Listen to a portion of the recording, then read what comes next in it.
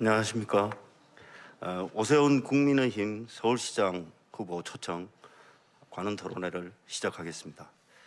저는 관훈클럽 총무를 맡고 있는 박민희입니다. 바쁘신 와중에 초청해 주신 오세훈 시장님, 그리고 관훈클럽 선후배 동료 여러분, 그리고 취재 오신 기자 여러분, 감사드립니다. 4차 산업혁명 시대에 접어들면서 지방자치의 중요성은 더 중요해지고 있습니다. 효율성과 질서보다는 창의력과 다양성이 더 중요해지는 이유일 겁니다. 특히 서울시와 경기도는 우리나라의 수도이자 최대의 지자체로 각별한 의미를 갖고 있습니다. 관훈클럽이 4일 연속 서울시장과 경기지사 후보 토론을 개최하는 이유이기도 합니다. 오늘은 그 두 번째 날로 오 시장을 모시고 토론을 진행하겠습니다. 오 시장은 고대법대를 나오시고 사시 26회 합격하셔서 이후 환경운동과 인권운동 관련 변호사로 열심히 활동하셨습니다. 16대 국회의원이 되셨고 세 차례 서울시장을 역임하셨습니다.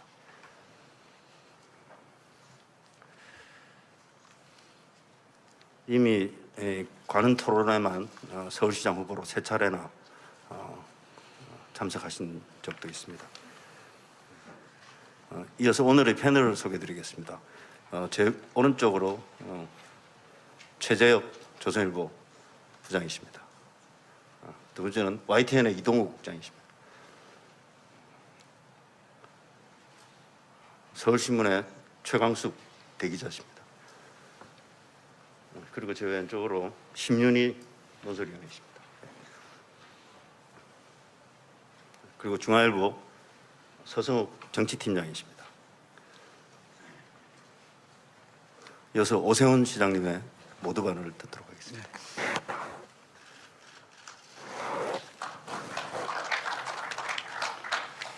마스크를 좀. 오늘 토론자는 마스크를, 초청자는 마스크를 벗고 진행하도록 하겠습니다. 네, 안녕하십니까. 국민의힘 서울시장 후보 오세훈입니다. 역사와 권위를 자랑하는 관훈클럽 초청에 진심으로 감사드립니다. 존경하는 박민 총무님, 그리고 회원 여러분, 그리고 함께해 주신 언론계 원로분들을 비롯한 여러분과 1년 만에 다시 말씀 나누게 돼서 매우 뜻깊고 또 영광스러운 순간이라고 생각합니다. 지난해 4월 취임 후에 1년 남짓한 짧은 기간이었지만 많은 시민 여러분의 관심과 성원 덕분에 서울의 변화와 도약을 위한 밑그림을 그리고 토대를 단단히 닦을 수 있었습니다. 다시 뛰는 공정도시 서울의 비전 아래 서울시정의 미래 청사진인 서울비전 2030을 수립해서 무너진 계층이동 사다리를 복원하고 서울을 글로벌 탑5 도시로 도약시켜 지속가능한 양질의 일자리를 만들어내기 위한 기틀을 마련했다고 자부합니다. 서울시 바로세우기를 통해 전임 시장 시절 10년간 잘못된 관행들을 바로잡기 시작했고 지나친 공급억제 위주의 정책으로 무너진 주택수급 균형에도 숨통을 틔우고자 노력했습니다. 그리고 무엇보다 생계, 주거, 교육, 의료 등 우리 사회의 가장 어려운 취약계층이 가장 필요로 하는 문제들을 해결하기 위해 4대 정책을 완성했습니다. 지난해 보궐선거 때 시민들께 약속드린 공약 189개 중에 단 한 건도 보류하거나 폐기된 공약이 없을 정도로 취임 후에 지난 1년간 참으로 숨가쁘게 달려왔습니다. 그리고 앞으로 4년간 제대로 일할 기회를 얻기 위해서 다시 시민 여러분께 약속드리고자 합니다. 가장 먼저 약자와의 동행은 계속됩니다. 올해 시작한 안심소득 시범사업을 반드시 성공시키고 서울형 고품질 임대주택으로 임대주택의 패러다임을 바꿔놓겠습니다. 빈곤의 악순환을 끊기 위해서 서울런을 확대 발전시키고 앞으로 5년간 6,500억 원을 투자해서 취약계층도 중산층 이상의 의료 서비스를 누릴 수 있도록 하겠습니다. 지금 우리 사회에서 가장 희망을 잃고 좌절하고 있는 청년들에게 기회와 희망을 만들어주는 서울이 되도록 하겠습니다. 청년 취업사관학교를 2025년까지 전 자치구로 확대하고 권역별 대학들을 연계한 캠퍼스 창업밸리를 조성하는 등 청년들의 취업과 창업을 돕겠습니다. 청년들의 자산 형성을 돕기 위해 서울 영테크와 희망 2배 청년 통장 사업을 확대 실시하겠습니다. 청년 수당의 문턱을 낮추고 맞춤형 지원도 확대하겠습니다. 청년 주택의 품질을 높여서 환영받는 주택으로 변신시키고 임차 보증금 이자 지원 확대, 전월세 보증보험료 지원 등을 통해서 청년들의 주거비 부담을 덜어드리도록 하겠습니다. 아울러서 청년들의 자신감을 키워주고 결혼 부담도 덜어드리는 정책도 준비하고 있습니다. 서울시 바로 세우기도 반드시 성공시키겠습니다. 시민단체를 표방하는 관변단체에 대한 위탁수수료 보조금과 인건비 지원을 최소화하겠습니다. 전임 시장 재임 10년간 마을 공동체, 도시재생 등 특정 분야에 지원된 민간 보조금과 위탁금 편성 예산이 1조 원이 넘습니다. 이렇듯 부당한 방법으로 낭비되는 예산을 막아서 도움이 필요한 곳에 제대로 가치 있게 쓰도록 하겠습니다. 집 걱정 없는 서울을 만들기 위해 새롭게 시작한 재개발, 재건축, 신속통합기획을 확대 추진하고 모아주택, 모아타운, 서울형 고품질 임대주택도 차질 없이 추진하겠습니다. 조부모와 부모, 자녀 세대가 함께 살 수 있는 효도주택도 추진합니다. 단 한 분의 시민도 빠짐없이 안심하고 살 수 있는 따뜻한 서울을 만들겠습니다. 1인 가구의 불편, 불안, 불만을 해소하고 어르신들이 건강한 노년을 보내실 수 있도록 서울형 공공 실버타운을 조성하겠습니다. 어르신 디지털 교육 지원과 일자리 연계 사업도 확대하겠습니다. 장애인 교통약자의 이동권을 확대하고 장애인 시내버스 요금 무료화도 추진하겠습니다. 코로나19로 무너진 서민 경제의 활력도 되찾겠습니다. 경영위기 소상공인들에게 일상회복 지원금과 안심금리를 지원하고 전통시장과 대학가, 주요 상권 쇠퇴지역 활성화를 위해서 노력하겠습니다. 서울의 미래를 위한 투자도 아끼지 않겠습니다. 노들섬, 문화비축기지, 서울아레나 등 권역별 문화 랜드마크를 조성하고 문화예술과 K컬처 산업을 연계 지원해서 매력있고 품격있는 문화 서울을 만들어가겠습니다. 녹지 생태 도심을 통해서 뉴욕의 센트럴파크와 같은 도심 속 녹지 공간을 만들고 서울 전역을 수변 감성도시로 만들어가겠습니다. 지난 1년간 오로지 서울의 미래, 시민의 행복만을 생각하면서 달려왔고 준비는 마쳤습니다. 이제 막 시동이 걸린 변화의 엔진을 꺼뜨리지 않는 것이 중요합니다. 서울의 변화가 흔들림 없이, 중단 없이 추진될 수 있도록 도와주십시오. 감사합니다.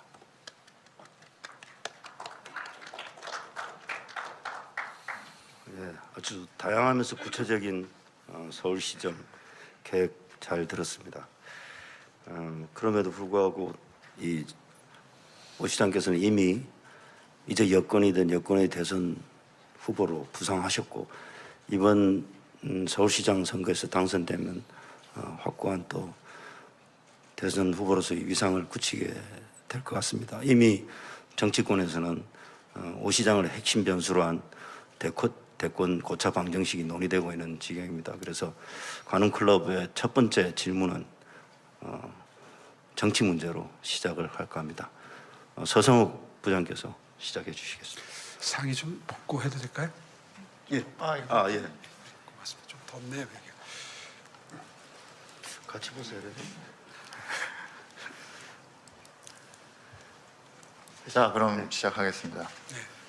중앙일보 정치팀장 서승욱입니다. 일단 아까 지금 관훈클럽 총무도 말씀하셨지만 정치인 오세훈 이시니만큼 그 중앙 정치 대권 뭐 이런 문제에 대해서 먼저 크게 한번 여쭙도록 하겠습니다. 그 오세훈 정치인 오세훈에 대해서는 여러 가지 평가가 좀 많은데요.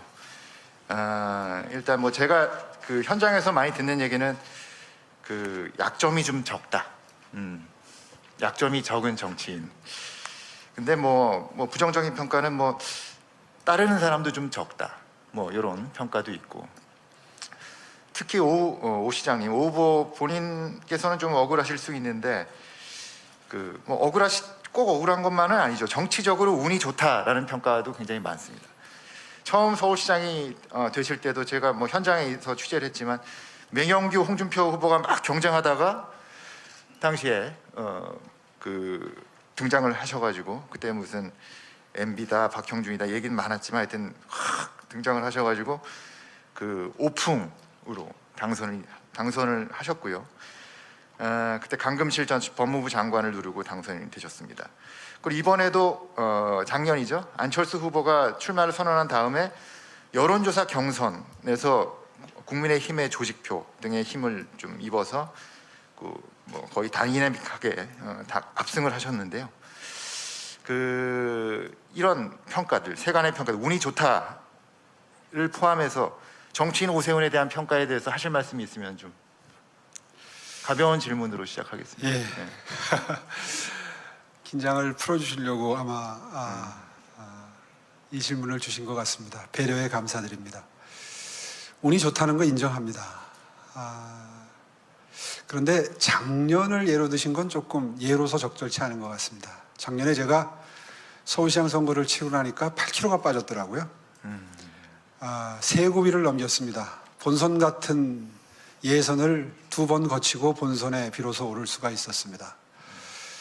작년에 한 3개월 반 정도 정말 이렇게만 살면 어느 순간 픽 쓰러져서 죽을 수도 있겠다 그런 생각을 한 순간이 몇 번 있었는데요. 토론만 아마 10번 이상 한 것 같습니다. 한 번 한 고비 한 고비 넘길 때마다 굉장히 어려운 고비를 넘겨서 이길지 질지 알 수 없는 절체절명의 경쟁을 뚫고 결승에 진출했었는데요. 뭐 그것도 다 운이라면 운이겠죠. 뭐 많이 부족합니다. 이런 과정을 통해서 단련되고 또 운도 만들어 간다고 생각합니다. 계속해서 좋은 운을 만들어 가겠습니다. 말씀 들으니까 작년에는 좀 고비가 있었던 것 같습니다. 관련해 가지고 지금 아까 모두의 우리 박민 총무도 얘기를 했지만 이미 이 오세훈을 중심으로 이제 대권 함수가 돌아간다는 얘기가 나올 정도로 아주 가장 유력한 차기 대선 주자 중에 한 명입니다. 이번에 승리를 한다면 5년 후에 대권에 도전한다고 보면 되겠죠? 어떻습니까? 예, 아직 많이 부족합니다. 정책도 더 시행착오를 통해서 다듬어야지 되고 또 품성도 아직은 멀었습니다. 아직은 감정적으로 흔들릴 때가 자주 있고요. 이른바 목계 수준에 도달하려면 아직도 멀었습니다. 사실 그 자리는 하늘이 낸다고 그러지 않습니까? 그런데 그 속뜻은 사실은 민심이 불러내는 정도가 되지 않으면 안 되는 자리다. 이렇게 저는 해석하고 받아들이고 있습니다. 서울시정이 많이 흐트러져 있고요. 분야에 따라서는 많이 퇴보했습니다. 10년 전에 한 10위권까지 끌어올려 놓은 도시경쟁력 지수가 17위까지 떨어진 상태에서 다시 시정을 시작했고요. 금융도시 순위도 1년에 2번씩 발표하는 기관이 있는데 거의 10위권까지 끌어올려 놨던 게 30위권까지 떨어진 게 이제 조금 올라서 다시 12위권에 회복되고 있습니다. 서울시가 뛰어야 대한민국이 뛸 수 있지 않겠습니까? 저는 서울시장 자리가 대권 못지않게 훨씬 더 중요한 자리라고 생각을 하고요. 서울시가 경쟁력을 회복하고 서울 시민들이 행복해야 대한민국이 발전하고 행복하다고 생각합니다. 저는 이번 임기 앞으로 제가 지금 뭐 사선 도전이다 이런 표현을 쓰시는데 실제로는 조금 억울한 사선이죠. 보통 3선을 완료했으면 12년을 일했어야 되는데 저는 6년 했습니다. 정확히 말하면 1.5선 했는데요. 이 2.5선 도전의 초입에 있는데 이번에 서울 시민 여러분들의 사랑과 지지로 일을 할 수 있게 된다면 정말 신명을 다해서 서울시를 반석 위에 올려놓는데 제 모든 것을 바치겠습니다. 저는 그것으로도 충분히 의미 있고 행복한 공직 생활이라고 생각합니다. 그러면은 이번에 당선이 돼서 그러니까 뭔가 성과가 있으면 모르겠지만 성과에 따라서는 안 나올 수도 있다. 예, 5선 도전도 생각하고 있습니다. 굉장히 중요한 말씀하신 것 같고요. 관련해서 얼마 전에 TV 프로그램에서 하신 말씀도 아주 화제가 됐는데 이번에 서울시장이 되고 대선에서 안 되는 선택지, 이번에 포기하고 다음에 대통령이 되는 선택지 중에 첫 번째를 선택하셨어요. 네. 근데 사람들이 못 믿는 사람들도 좀 있더라고요. 근데 실제로 지금 말씀하신 것과 같은 맥락에서 이해하면 되겠습니까? 예, 사선한 시장이 어디 있냐 이런 그 말씀을 하는 걸 어디서 들었는데요. 제가 알기로 미국의 시카고의 데일리 시장은 5선인가 6선인가 7선인가를 했습니다. 정말 오늘날의 시카고시를 만든 시장으로 역사는 기록하는데요. 저는 그런 시장도 대한민국 수도 서울이라면 대통령 자리보다 더 의미 있게 역사가 기록해 줄 거라고 생각합니다. 자, 그러면 사실은 저 대통령 대선 출마 의지를 좀 밝히시는 거를 좀 상정해서 만든 질문들이 꽤 있는데 그러면은 그 질문을 한번 여쭙겠습니다. 지금 이게 새 정부 출범하고 공교롭게 겹쳤기 때문에 지금 사실은 윤석열 정부 출범과 관련해서도 이게 꼭 선거가 바로 직후에 치러지기 때문에 관련돼서 몇 가지 좀 여쭙겠는데요. 일단 윤석열 정부가 출범한 다음에 가장 큰 논란이 되고 있는 거는 역시 인선 문제인 것 같습니다. 그래서 단도직입적으로 좀 여쭙겠는데요. 새 정부 첫 조각 인선 잘 됐다고 보시는지, 특히 야당에서는 남녀, 지역, 안배 부족에 대한 지적도 나오고 또 지금 정호영 보건복지부 장관 등을 비롯해서 실제로 논란에 휩싸인 분들도 좀 계시고 한데 우리 시장님께서 오 후보께서 인사를 했다면은 이렇게 정호영 보건복지부 장관을 임명하셨을지 전체적인 인선에 대해서는 어떻게 평가하시는지 여쭙고 싶습니다. 전체적인 인선에서 기존의 정치권의 공식에 반하는 어떤 지역적 안배라든가 성별 안배라든가 이런 부분에 대해서 기존의 공식에 비추어서 다소 파격이다 이런 평가가 있는 것을 잘 알고 있습니다. 저는 지켜봐야 될 시점이 아닌가 이런 생각을 합니다. 이번에 한 인사, 그 장관들이 그 자리에 가서 어떤 성과를 내는지 또 어떤 메시지로 국민들에게 다가가는지를 지켜봐야 될 시점이다. 한 6개월 정도, 1년 정도 일하는 모습을 보고 판단해야 될 문제다라는 큰 틀에서의 원칙을 가지고 있고요. 다만 이 정호영 후보자에 대해서는 저는 조금 생각을 달리합니다. 그분의 어떤 살아온 인생이나 이런 걸 보고 판단하는 것은 저도 세간의 여론과 비슷한 느낌을 받고 있습니다. 그러나 제가 복지부 장관을 인선을 한다 그러면 복지에 대한 열정이 넘쳐나고 그리고 저소득층, 취약계층을 배려하기 위한 정책에 대해서 평소에 많은 관심을 표명해 왔고 그리고 아주 잘 정리된 정책을 가지고 있는 이른바 복지 전문가 그런 분을 선택을 했을 것 같습니다. 물론 정호영 후보자가 그게 부족하다는 뜻은 아닙니다. 전 잘 모릅니다. 그분에 대해서. 평소에 그분이 어디에 관심을 가지고 계시는지 또 정책적으로 어느 정도 준비되어 있는지를 사실 모르는 상태인데요. 어쨌든 평생을 의사라고 하는 직업에 봉직해 오셨던 분들이 가끔 복지부 장관으로 선택이 되시는데 아마 복지 전문 영역에서의 역량을 발휘하기는 좀 부족했었지 않나 저는 그렇게 기억합니다. 이제 그런 제 판단 기준에 따르면 정호영 후보자는 보건복지부 장관으로서 그렇게 저로서는 기대가 큰 후보는 아닙니다.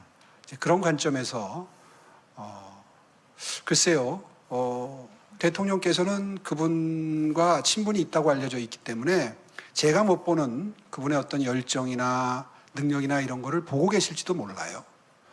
그렇기 때문에라도 저희는 조용히 지켜봐야 될 시점이다 이렇게 생각을 하고요. 저 같으면 그분을 선택하지 않았을 것 같다. 뭐 이렇게 요약해서 말씀드릴 수 있겠습니다. 또 한 가지 아까 관련해 가지고 제가 지역이나 성별 안배에 대한 질문도 여쭙는데 오 시장이 인사를 하셨다면 지난번처럼 차관 20대형 화제가 됐었는데 남성 20명의 여성 차관이 1차 임명될 때는 없었거든요. 어떻게 생각하십니까? 예, 가급적이면 성별이나 지역이나 안배를 하는 정치권의 관행이 지켜지면 전 좋겠습니다. 그런 관행이 만들어진 건 다 이유가 있죠. 이유 없이 만들어진 관행은 없습니다. 그런 관점에서 다소 아쉬움이 있습니다. 네, 감사합니다. 저기 인선 관련해서 정호영 복지부 장관만큼이나 지금 뭐 화제를 뿌렸다고나 할까요? 한동훈 법무부 장관 후보자. 아마 오늘 임명 가능성 관련된 기사들이 좀 나오고 했는데요. 특히 야당은 소통형이라고 집중 공격을 퍼붓고 있는데 좀 이르긴 하지만 뭐 실제로 이 조국 장관에 빗대서 실제로 정치 대비 가능성 그리고 약간 후계자 아니냐라는 얘기를 포함해서 정치인으로서의 행보까지 전망하는 이들도 꽤 있습니다. 뭐 친분이 없으실 테니까 그냥 뭐 저희랑 뭐 비슷한 관점에서 그냥 보신 정도일 테지만 한동훈 장관 후보자의 어째 정치인으로서의 어떤 가능성, 자질 어떻게 평가하십니까? 글쎄요, 뭐 그런 판단은 제가 하는 게 주제 넘으니까 유보하도록 하고요. 저는 이분이 최근에 자주 언론에 등장하면서 하신 몇 가지 그 워딩을 보고 개인적으로는 그분이 굉장히 좋아졌습니다. 제가 기억하는 그분의 워딩 중에 이런 게 있습니다. 법무장관직을 수행함에 있어서 법과 상식에 맞추어서 진영과 무관하게 나쁜 놈 잘 잡으면 된다. 그 얘기 듣고 업의 본질을 저렇게 쉬운 언어로 쉽게 대중에게 전달하는 능력이 있구나. 그리고 저건 진심이 느껴진다. 이런 느낌을 받았습니다. 그래서 기대가 생겼습니다. 사실 세간의 여론 중에 그분을 뭐 방금 전에 말씀하신 그런 정치적인 의미를 부여하는 분들이 많으신데 저는 그런 정치적인 의미 부여 자체가 그분이 앞으로 법무장관직을 수행하는 데 상당히 부정적인 영향을 미칠 수도 있는 점을 우려합니다. 실제로 가치 중립적으로 진영 논리와 무관하게 나쁜 놈 잡는 자리, 거기가 검찰 아닙니까? 그 업무를 충실하게 할 수 있도록 도와주려면 그런 평가는 사후에 하더라도 일단은 본인이 그런 정치적으로 윤색될 수 있는, 그래서 의식할 수 있는 그런 여론이 형성되는 것은 글쎄요, 그분의 직무 수행을 위해서도 썩 도움이 안 된다는 관점에서 지금은 그분의 행보도 조용히 지켜봐야 될 시점이라고 저는 생각합니다. 오 시장 본인은 뭐 아직 성품과 자질이 부족하시다고 하지만 본인의 정치적 상황과 자신의 소신을 아주 잘 버무려서 답변을 하셨다는 느낌이 듭니다. 정치 파트 2에서는 이런 오 시장의 정치적 자질, 정치인으로서의 오세훈에 대한 질문을 조금 더 이어가 볼까 합니다. 네, 이동욱 국장님 준비해 주시죠. 예, 그 최근 각종 여론조사를 보면 오 시장님이 뭐 상당히 좀 유리한 국면에 있는 건 사실인 것 같습니다.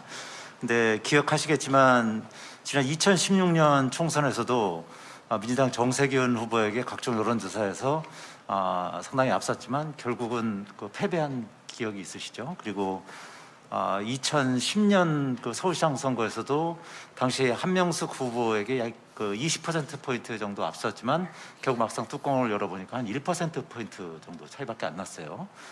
그 지금 현재 어쨌든 그런 상황에도 불구하고 현재 그 각종 여론조사에서 상당한 표차로 송영길 후보에게 앞서는 이유는 뭐라고 보시는지, 그리고 이런 여론조사 비슷하게 압도적으로 이길 자신이 있는지 이거 좀 답변 부탁드립니다.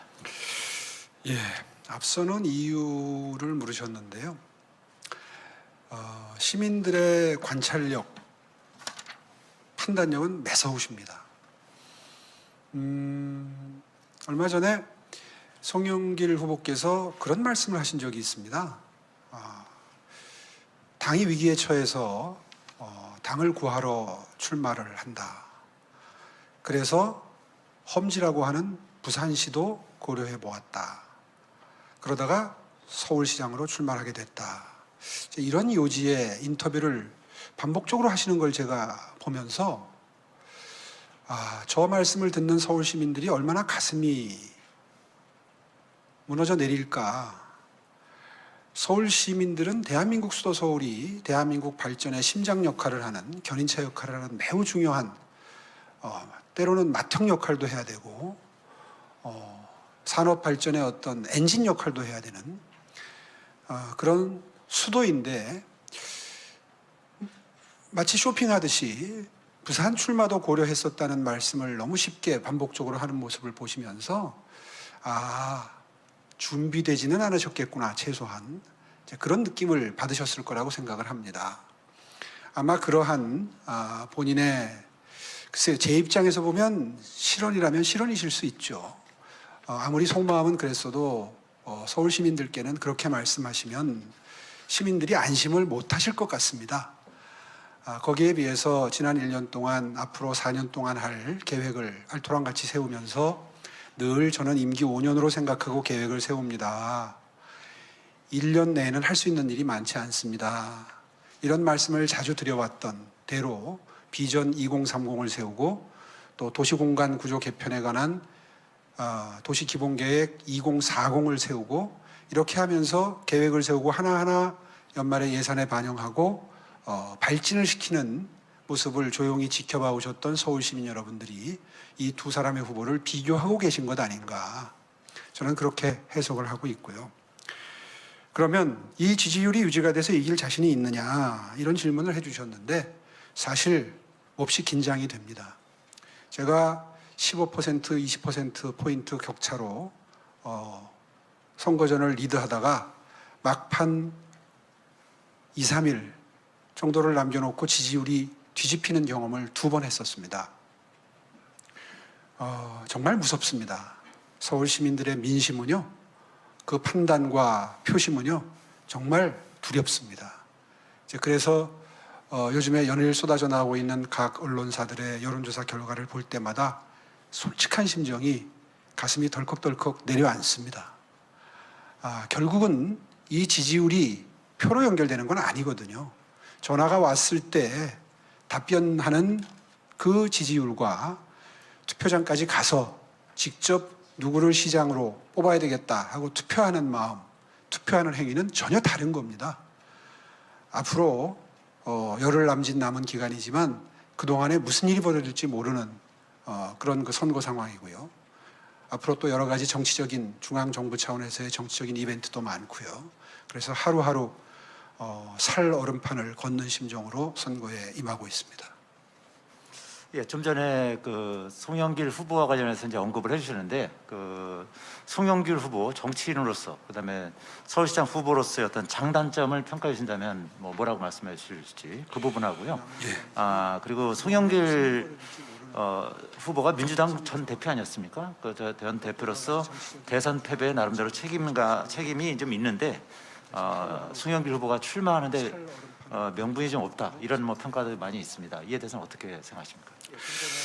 예, 출마의 명분이 있다 없다를 상대 후보가 이야기하는 건 전 도리가 아니라고 생각합니다. 어떤 경위를 거쳤건 또 어떤 마음가짐으로 출마를 했건 일단 동등한 후보로 등장한 이상 그 부분에 대해서 평가는 저는 유보하는 것이 맞다고 생각합니다. 그게 상대방 후보에 대한 예의라고 생각하고요. 다만 경쟁 후보로서 장단점은 비교하겠습니다. 장점은 이번 선거에 임하면서 부동산 정책에 관한 한 저희 국민의힘이 그동안 주장해 오던 입장을 거의 유사하게 정립을 하신 것 같습니다. 실제로 본인은 민주당 대표를 할 때도 그렇고 그 전에도 그렇고 부동산 정책에 대해서 국민의힘의 입장이 또 오세훈 시장의 입장이 당시 오세훈 시장의 입장이 옳다고 생각했다라는 스탠스인 건 분명한 사실이고요. 그 점은 굉장히 제가 높이 평가합니다. 상황 파악을 제대로 하신 걸로 보이고요.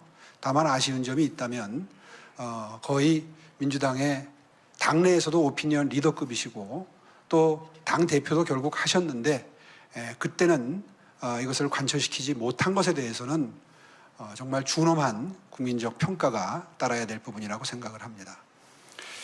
단점이 있다면 후보로서 이런 말씀까지는 제가 드릴 자격이 있다고 생각합니다.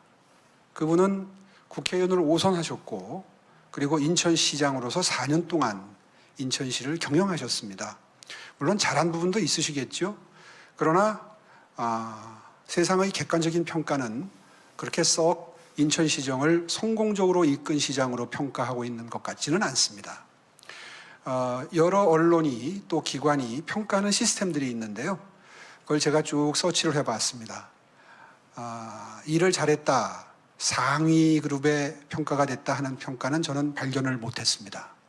거의 대부분 중하위권으로 평가가 되고 있으셨더라고요. 임기 말에 이를수록 점점 더 평가가 좋아지지는 않았었습니다. 첫째는. 두 번째는 세 가지 정도를 볼 수가 있는데요. 첫째는 그분 임기 중에 빚이 많이 늘었습니다. 인천시가. 본인은 전임 시장이 송도 개발을 하느라고 늘려놓은 빚을 갚느라고 굉장히 노력을 했다. 이런 변명을 하십니다. 근데 제가 심층적으로 들여다보니까 그 변명은 논리적이지도 않고 사리에 맞지도 않는 변명입니다. 왜냐하면 전임 시장께서 송도 개발에 많이 투자한 건 맞아요. 그런데 그것을 비판하면서 시장이 되셨습니다. 심지어는 전임 시장을 송도 이장이다. 송도밖에 모른다. 인천시는 관심이 없다. 그래서 빚을 많이 늘렸다. 이러면서 부채를 들고 다니면서 이렇게 부채질을 하는 걸 선거운동을 하시면서 어떻게 보면 좀 조롱을 하신 거죠. 그렇게 해서 시장이 되셨으면 빚을 갚는데 총력을 기울이셔야지 옳지. 그렇지 않습니까? 빚이 오히려 늘었다. 9조에서 13조 정도까지 늘었다. 재정 상태를 모르고 시장이 되셨나요? 그런데 4년을 일을 하시고도 빚이 늘어난 거에 대해서 전임 시장 탓을 한다? 이것은 사리에 맞지 않는 말씀이라고 생각합니다. 첫째는. 두 번째는 인천시장을 하면서 무슨 국제기구를 유치했다 이런 말씀을 많이 하십니다. 국제학교를 유치했다. 그거 다 전임 시장님이 송도 개발해 놓은 덕분입니다. 송도라고 하는 빈 공간이 생기지 않았으면 그런 유치가 불가능했죠. 적어도 전임 시장님께 그 점에 대해서는 경의를 표하시기 바랍니다. 옳지 않습니다. 두 번째로는 청렴지수입니다. 저는 5년 동안 시장직 수행하면서 청렴도 1등을 2번 만들었습니다. 아시다시피 제 취임 이전에 서울시의 별명은 복마전이었습니다. 서울 경기가 지자체 평가에서 늘 최하위였습니다. 그럴 수밖에 없죠. 이해관계가 걸린 인허가가 많은 곳일수록 부패가 심할 수밖에 없죠. 그 서울시를 저는 청렴도 1등을 2번 만들었습니다. 그건 정부 평가입니다. 객관적인 평가입니다. 인천시는 청렴도가 만년 하위였습니다. 세 번째, 가장 중요한 겁니다. 공약 이행률입니다. 인천시장으로 4년 재임하고 나서 마지막 해에 매니페스토 실천본부에서 평가한 평가가 매우 좋지 않습니다. 공약 이행률 15%입니다. 저는 깜짝 놀랐습니다. 대부분의 지자체들의 공약 이행률은 적어도 60, 70%는 넘습니다. 저는 그보다 훨씬 높았고요. 작년에 그 어려운 시의회 상황에서도 제가 했던 작년 보궐선거 189개 공약은 100% 착수율을 기록하고 있습니다. 많은 비교가 될 겁니다. 이렇게 그분의 업무 수행 평가, 청렴도, 비제 증감 이런 종합적인 평가를 해보면 결코 인천시장으로서 성공한 시장은 아니셨다. 이 점을 정말 정확하게 짚고 선거 전에 임했습니다. 예, 뭐 제가 본의 아니게 그 오 시장님한테 판을 깔아준 듯한 감사합니다. 그런 역할을 한 것 같아서 좀 그런데요. 그럼 좀 개인적인 질문을 좀 드려보겠습니다. 오 시장은 이제 대표적으로 이제 흑수저 출신으로 성공 신화를 이끈 인물로 유명합니다. 이제 가장 유력한 그 여권의 대선 주자이기도 하고요. 근데 오 후보님 그 재산을 보면 한 60억 원 가까이 됩니다. 물론 이제 전에 방송 출연도 하시고 뭐 CF도 찍으셨고 그리고 뭐 변호사 활동도 하시긴 했습니다만 이것만으로 좀 설명이 부족한 것 같은데요. 그 재산 형성 과정에서도 좀 구체적으로 좀 설명해 주십시오. 예, 저는 30대 후반부터 30대 초반부터 어항 속에 금붕어 같은 생활을 해왔습니다. 저의 재산 형성 과정은 시기별로 다 추적 조사하셔도 한 점 부끄러움이 없습니다. 이 자리에서 뭐 다 설명드릴 수 있지만 굳이 거기에 시간을 이 황금 같은 시간을 할애하지는 않겠습니다. 오히려 정치를 시작해서 재산을 일구는 데는 오히려 마이너스 요소가 더 많았습니다. 최근에 그 시장이 작년에 돼서 주식 백지 신탁을 하라는 그 권익위의 결정을 받고 백지 신탁을 하려다 보니까 백지 신탁할 곳이 농협밖에 없더라고요. 그래서 농협에 전화를 해봤어요. 백지 신탁하면 어떻게 됩니까? 그러니까 놀라운 답변이 저희는 계속해서 이렇게 투자를 반복해서 재산을 관리해 드리는 게 아니라 받으면 그냥 바로 팝니다. 이렇게 답변을 해요. 그래서 그럴 리가 있느냐. 이게 백지, 그러면 내가 팔지 왜 당신들한테 백지 신탁을 하고 수수료까지 무느냐. 그랬더니, 뭐 저희는 그렇게밖에 안 합니다. 이제 이게 그 답변이셨어요. 그래서 제가 권익위원장님께 전화를 드렸습니다. 이 제도가 이렇게 운영되는데 이게 옳습니까? 공직에 취임하는 게, 고위공직에 취임하는 게 죄가 아닐진데 정상적인 관리를 해줄 수 있는 수탁기관을 복수로 만들어야 경쟁이 돼야 이 사람들이 열심히 관리해 줄 것 같습니다. 한 군데 더 지정해 주십시오. 관심이 없어요. 며칠 전에 만났더니 전혀 아무런 변화를 모색하지 않고 임기를 마치셨더라고요. 이 말씀을 왜 드리냐 하면 백지 신탁을 하라고 그러는데 안 하고 이제 소송을 했습니다. 이제 옳지 않다. 이 백지 신탁 시스템 자체가 이게 앞으로 고위공직자 되는 분들에게 다 이게 바람직한 제도가 아니다. 이걸 보완해야 된다. 이런 관점에서의 소송 제기였는데요. 결국은 1심에서 패소를 했습니다. 그래서 패소된 다음에 다 팔았어요. 그런데 아시다시피 요즘에 대세 하락기라 뭐 엄청난 손해를 보고 다 팔았습니다. 이제 다 팔았는데요.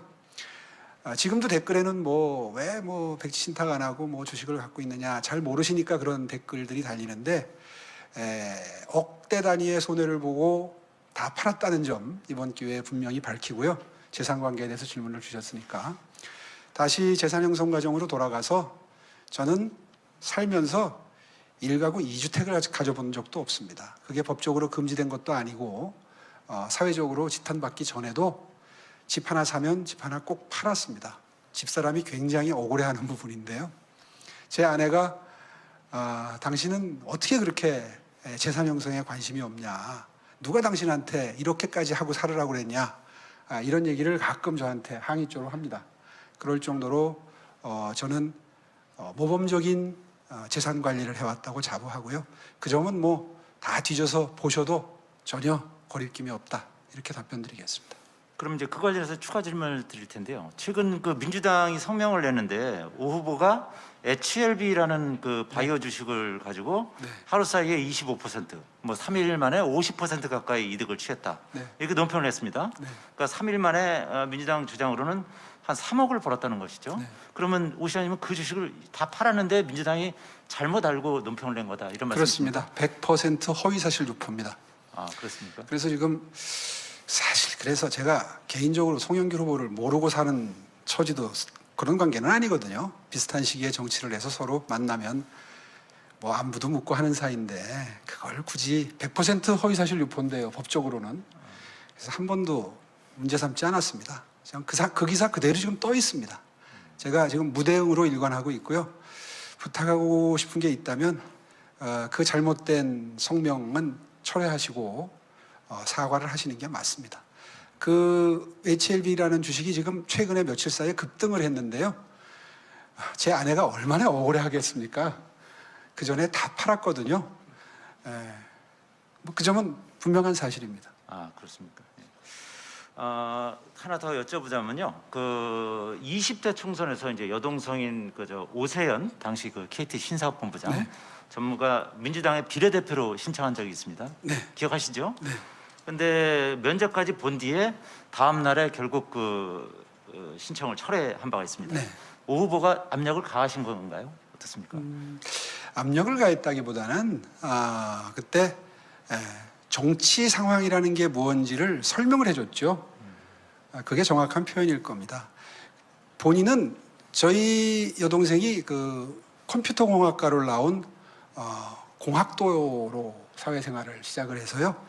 계속해서 컴퓨터 보안 쪽에 특기를 가진 어떻게 보면 그 업계에서는 일가를 이룬 지금 블록체인 전문가입니다. 그러니까 그런 그 공학에 집중된 인생을 평생 살아온 그 스펙이고요. 그렇기 때문에 정치 상황에 대해서 뭐 어느 당에 가서 무슨 일을 한다 이런 게 가지는 오빠한테 줄 수 있는 정치적인 어떤 영향이나 이런 거에 대해서 사실 굉장히 무지한 상태였습니다. 그런 상태에서 아마 민주당 쪽에서 전문가 영입 케이스로 어떤 언질이 있었던 것 같아요. 근데 사실 그때 제 여동생이 한동안 직장 생활을 쉬고 있을 때였습니다. 그러니까 본인은 아마 인생 2모작, 3모작으로 인생 설계를 했겠죠. 그런 상태에서 아마 순간적으로 나도 한번 뭐 이런 생각을 한번 했던 것 같아요. 근데 그게 이제 그러고 나서 면접을 보고 저한테 뛰어왔더라고요. 그때가 한참 제가 선거운동을 하고 있을 때였습니다.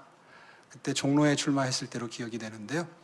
그래서 제가 그 말을 듣고 네가 네 인생을 스스로 개척하는 거는 그건 뭐 오빠 입장에서 박수를 치고 도와줄 일이지만 네가 그런 정치적인 선택을 함으로써 아마 앞으로 나한테 올 세간의 평가가 그다지 도움이 되는 방향은 아닐 거다. 네가 그동안 정치에 너무 관심도 없고 무관한 인생을 살아서 사실 그 부분에 대해서 잘 알기 힘들었을 텐데 이러이러한 장단점이 있다. 그리고 앞으로 정치 시작하면 이러이러한 어려운 인생이 기다리고 있다. 이런 말을 가감없이 쭉 해줬습니다. 그 말 듣고 오빠 내가 심사숙고 해볼게 그러더니 그 다음날 철회했거든요. 이제 그게 좀 과장되게 보도가 되고 해서 아마 그때 조금 그 이슈가 됐던 것 같은데요. 그때 당시에 사실관계의 진행 경과는 지금 말씀드린 게 모두 답니다. 알겠습니다. 좀 궁금한 점이 있는데 그럼 그분은 지금 뭐 하고 계시나요? 제 여동생은 평생을 저한테 만나면 오빠 때문에 글쎄요, 내가 내 인생답게 못 산다. 이걸 굉장히 저한테 어필하는 여동생인데 실제로 능력이 굉장히 출중합니다. 아시는 분들은 아시겠지만 블록체인 업계에서는 뭐 굉장히 존경받는 위치에 있고요. 과학 한림원의 그 회원으로 선정이 될 정도로 연구 업적이나 그 계통에서는 상당히 그 평가를 받는 그런 자랑스러운 여동생입니다. 지금은 SK의 부사장으로 지금 승진해 가지고 부사장으로 근무를 하고 있습니다. 그러면 추가로 좀 질문을 드리자면 그러면 당시에는 어쨌든 나름대로 정치적 견해가 이제 상반됐던 건데 현재는 그 부분이 완전히 해소됐다고 봐도 되는 겁니까? 제 동생은 정치적 성향이 없습니다. 그렇습니까? 예. 그러니까 믿으실지 모르겠는데요. 한 업계에서 그 정도 존경받으려면 정말 앞뒤 안 가리고 일만 해야 됩니다. 그걸 잘 세간에서 이해를 못 하실 수도 있는데요. 제 동생은 정말 기술자라고 보시면 됩니다. 네, 감사합니다.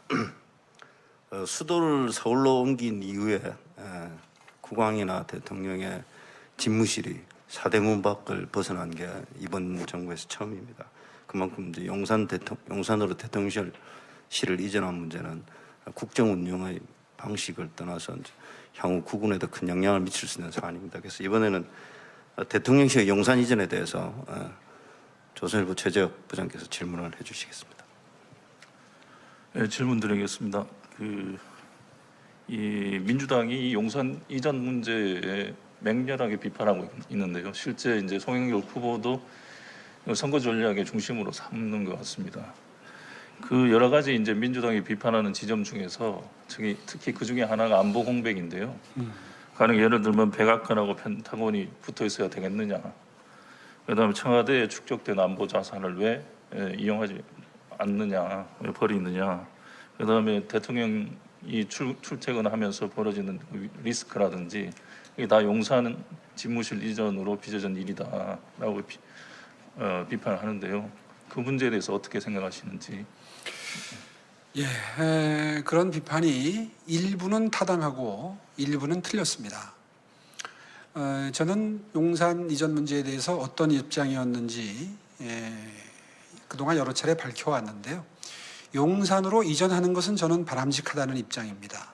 다만 그 이전 과정이나 절차가 지나치게 빨리 진행됐던 것에 대해서는 우려를 하고 있었고 그런 저의 판단을 당선인께도 직접 전달을 했고 또 인수위의 실무진을 통해서도 이른바 참모진이죠. 참모진을 통해서도 분명히 전달한 바가 있습니다. 제가 직접 만나 뵙기를 청하고 인수위로 들어가서 좀 서두르시는 감이 있으니 세간의 여론이 조금 신중하게 천천히 가시는 게 좋겠다라는 여론이 지금 비등하니 천천히 하시는 게 좋겠다라고 분명히 건의를 드렸고요. 저하고 말씀하실 때는 굉장히 수용하는 분위기이셨던 것도 분명한 사실입니다. 그런데 이제 그 이후에 또 다른 논의가 있었겠지요. 그러면서 어떤 영향을 받고 판단을 하셨는지 이제 지금과 같은 판단을 하셨는데요. 어쨌든 옮기셨습니다. 옮기셨으면 안착할 수 있도록 도와드리는 게 도리라고 저는 생각합니다. 서울시장으로서 도와드릴 수 있다면 계속 돕겠습니다. 그리고 장점도 분명히 있습니다. 예를 들어서 용산공원 반환 타임 스케줄이 굉장히 루즈했었습니다. 잘 모르시는 분들도 많은데요. 제가 그 문제에 관심이 많아서 하나하나 디테일을 들여다본 적이 있는데 한꺼번에 반환하는 게 아니었어요. 문재인 정부의 이 반환받는 절차 성과를 보면 부분 그 미군 부대가 철수한 부분을 순차적으로 형편이 닿는 만큼 반환하는 그런 형태로 반환 절차가 진행되고 있었습니다. 그렇기 때문에 문재인 정부에서 이걸 반환받아가지고 몇 년도에 공원으로 조성을 해서 시민들께 쓸 수 있도록 제공할지에 대한 계획 자체가 세워질 수가 없는 상황이었고 그래서 N년도 계획이라는 표현을 썼었습니다. 이게 이제 가시권 안에 들어오는 효과가 생겼습니다. 다 보도가 됐지만 집무실 근처에 있는 일정 면적이 조기에 반환이 되고요. 나머지 지역 부분도 굉장히 반환 속도가 빨라질 게 분명해졌습니다. 그리고 느긋하게 환경오염 문제를 해결하고 유류 오염인데요. 이걸 느긋하게 타임 스케줄을 잡아서 해야 될 것들을 좀 서둘러서 토양오염 문제를 해결하는 방법을 쓸 수밖에 없는 상황이 되기 때문에 그 시민들이 그 녹지 공간을 이용하시는 그 무형의 가치, 엄청나게 높은 그 여가 공간의 가치가 훨씬 더 빠른 속도로 시민 여러분들께 제공될 수 있도록 됐다 하는 점은 부인할 수 없는 장점 중에 장점입니다. 이거를 애써 무시하고 자꾸 무슨 교통 대란이 일어날 거다, 건축에 엄청난 왜곡이 생길 거다 이런 비판을 하시는데요. 옳지 않습니다. 실제로 건축적 도시계획적 제한은 이미 서울시 도시계획위원회를 그곳에서 700m 떨어져 있는 두 동의 주상복합 건물이 도시계획위원회를 통과함으로써 완전히 부식됐습니다. 이게 38층짜리 건물 두 동이거든요. 무슨 경우에 위험이 있어서 분명히 높은 빌딩 못 짓게 할 거다. 이거 다 이미 입증됐습니다. 교통 역시 입증돼 가고 있습니다. 아마 조만간 한남동 외교부 공간으로 거처를 옮기시게 될 텐데 그렇게 되면 지금보다도 출퇴근 시간이 절반 이하로 줄어듭니다. 그리고 그 근처의 교통 상황을 종합 검토해 보니까 남북으로 3개 큰 차선 한남대로 녹사평대로 한강대로가 있고요. 동서로 이태원로 서빙고로가 있는데 출퇴근로가 그 조합을 해보면 몇 개의 조합이 나오기 때문에 경호상으로도 그렇게 문제가 없고 그리고 경호하면서 약간의 교통 통제를 하더라도 시민들이 겪는 불편은 그렇게 치명적으로 큰 편은 아닙니다. 또 실제로 우리보다 앞서가는 민주주의 경험을 했던 영국의 수상관저 다우닝가 1번지를 비롯해서 독일 수상관저, 파리 대통령궁, 워싱턴, 도쿄의 수상관저 전부 시내 한복판에 있고요.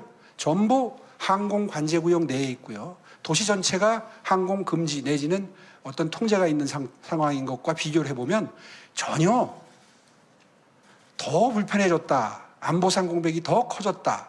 이렇게 얘기할 수 있는 부분은 아직 발견되지 않고 있습니다. 지나치게 그 부분에 대해서 공격적인 비판을 하는 것은 많은 시민 여러분들이 아마 동의하지 않고 계시리라고 저는 생각하고요. 다만 이제 앞으로 항공교통 UAM이라고 그러죠. 이제 이게 비행 금지 구역도 설정이 돼야 되고 항로도 설정이 돼야 되는데 아직 우리보다 과학기술이 앞서가는 나라들의 경우에 서울시와 경쟁하는 UAM 도입에 대해서 경쟁하는 도시들의 사례를 보면 아직은 UAM에 대해서는 원칙도 항로도 설정된 도시가 없어요. 이번 기회에 그 비교를 해보려고 파악을 해보니까 아직은 설정된 항로가 없어요. 그런 상태에서 자꾸 선입견을 가지고 어떤 왜곡이 생길 것이다, 불편이 생길 것이다. 이런 비판은 저는 바람직하지 않다 이렇게 생각합니다. 예, 말씀 잘 들었습니다. 이게 아까도 이미 시장께서 말씀을 하셨는데 이 고도 제한 문제 같은 경우에 송 후보는 대공포대가 배치되면 용산 지역 고도 제한이 강남까지 영향을 미칠 거다. 그런 식의 주장도 하시는데요. 이게 어떤 식으로든 사람들은 이게 사실상의 청와대가 있으면서 고도 제한이 있을 수밖에 없다. 혹은 변경될 조금의 변경이라도 있을 수밖에 없다고 생각을 하는데 정말 하나도 기존에 추가되는 제한이 없는 것입니까? 그렇습니다. 제가 그 대통령 당선인 시절에 인수위에 직접 방문했던 게 오후고요. 토요일 오후인데요. 그날 오전에 저희 서울시 행정 2부 시장, 주로 도시계획을 전담하는 부시장입니다. 행정 2부 시장, 도시계획국장, 과장, 그리고 인수위의 경호 책임자, 또 그때 당시에 문재인 정부의 경호실 차장이 파견이 되어 있었습니다. 그분들과 오전에 제가 방문하는 날 오전에 실무회의를 하도록 조치했습니다. 그 자리에서 전혀 지장이 없다는 확답을 받았습니다. 지장이 없다고 확답을 하고 있는데도 계속 그럴 리가 없다, 그럴 리가 없다. 이거는 선동이죠. 비판의 수준을 넘는 거라고 생각합니다. 그럼 비행 금지 구역 같은 것도 지금 용산에 이미 어느 정도 설정돼 있을 건데요. 방금 전에 말씀드린 게 예. 그겁니다. 항로에 대해서 이미 설정돼 있었던 그 항로의 비추어 보아도 전혀 크게 선진 외국 도시들에 비해서 지금 말씀드린 베를린, 영국, 프랑스, 독일, 워싱턴 DC 같은 경우는 시 전체가 비행 금지 구역입니다. 그렇게 해놓고도 아무 문제 없습니다. 다른 도시들은 그럼 다 어떻게 해결하고 있겠습니까? 그걸 자꾸 청와대에서 용산에 옮기는 것에만 초점을 맞춰 설명을 하니까 그럴듯해 보이는 비판처럼 보이지만 다른 나라, 다른 도시들도 대통령궁이나 수상관저 같은 경우에 다 유사한 규제를 하고 있어요. 그렇기 때문에 추가 규제는 없다고 하는 경호실의 답변을 믿어야 될 시점이라고 저는 생각합니다. 아까 말씀하신 당선 시절 대통령 면담도 하셨고 인수위 관계자들, 경호 관계자들 만나서 이제 말씀을 나누셨다고 이제 협의가 있었다고 말씀을 하셨는데요. 그러면서도 이제 지적하셨듯이 너무 속도가 빠르다. 최소한 청와대 1년 들어가서 차근차근 준비해서 해야 되는 거 아니냐 했고, 그다음에 그 발표가 난 직후에 서울시는 곧바로 이제 도시계획에 전혀 차질이 없다는 입장을 내셨는데요. 거기에 대해서 이제 졸속, 불통, 뭐 혹은 독선 뭐 이런 지적이 있었습니다. 대통령에 대한.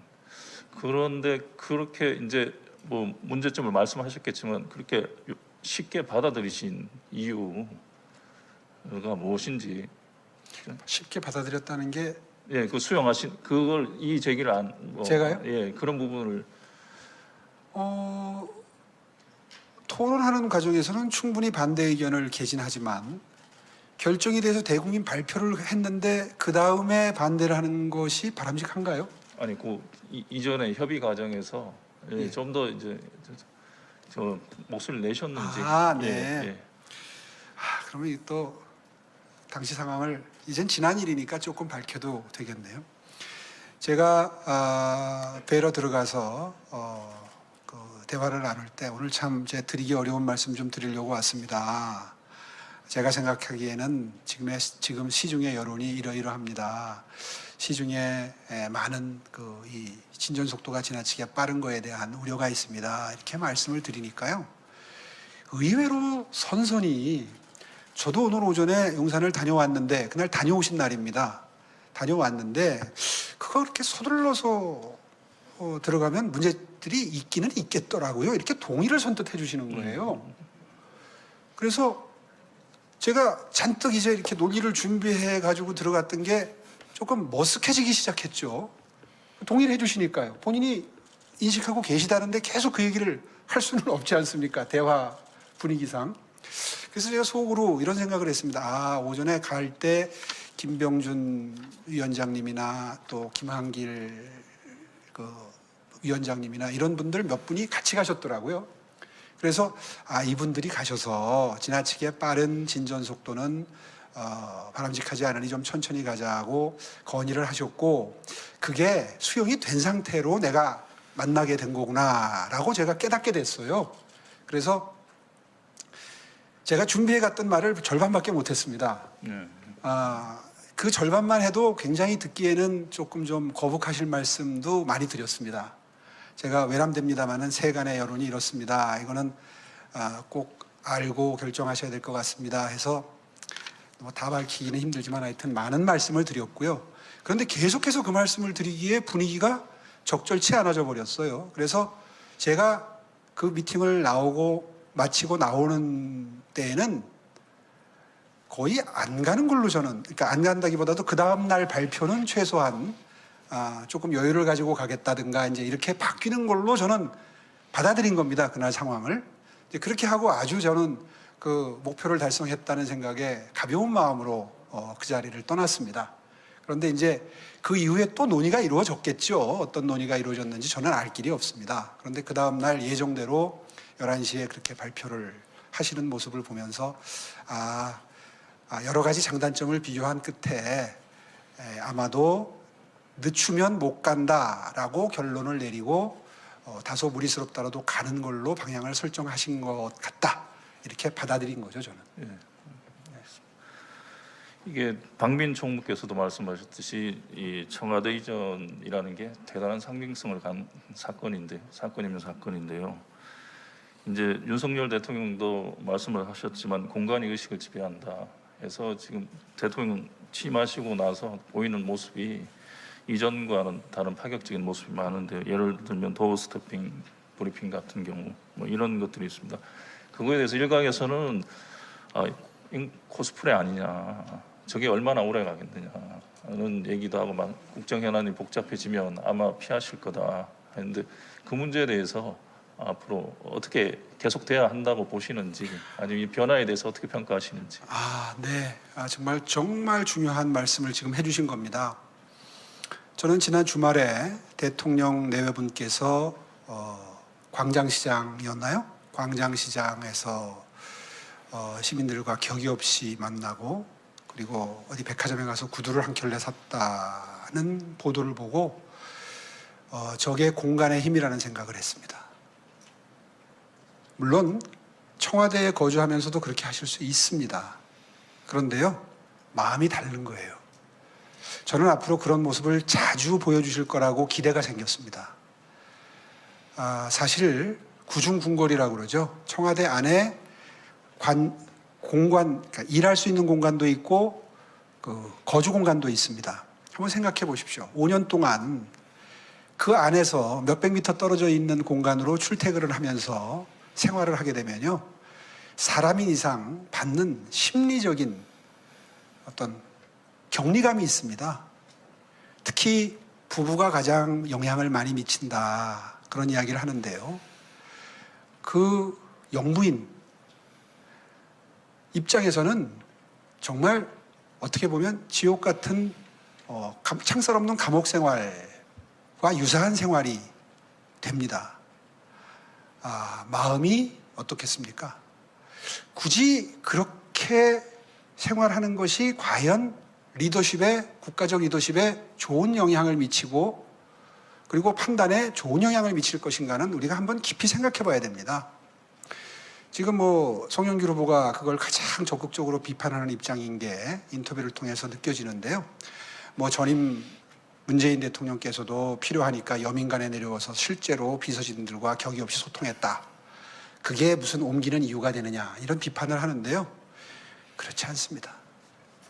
여민관에서 참모들과 소통하는 것도 문제였지만 어디에 거주하면서 어떻게 시민들과 호흡하고 국민들과 호흡하는지가 어떤 사고 체계나 판단력이나 리더십의 스타일이나 이런 곳에 음으로 양으로 많은 영향을 미칠 수밖에 없는데, 저는 외부에 지금 외교부 공간과 같은 어떤 그런 곳에 거주하시면서 수시로 시민들과 접촉하는, 과거의 권위주의 시절에도 무슨 가끔씩 옛날에 임금님이 서민 행색을 하고 백성들과 어울렸던 것을 연상케 하는 이벤트성 이런 모습이 종종 있었고 그것이 뉴스가 됐었는데요.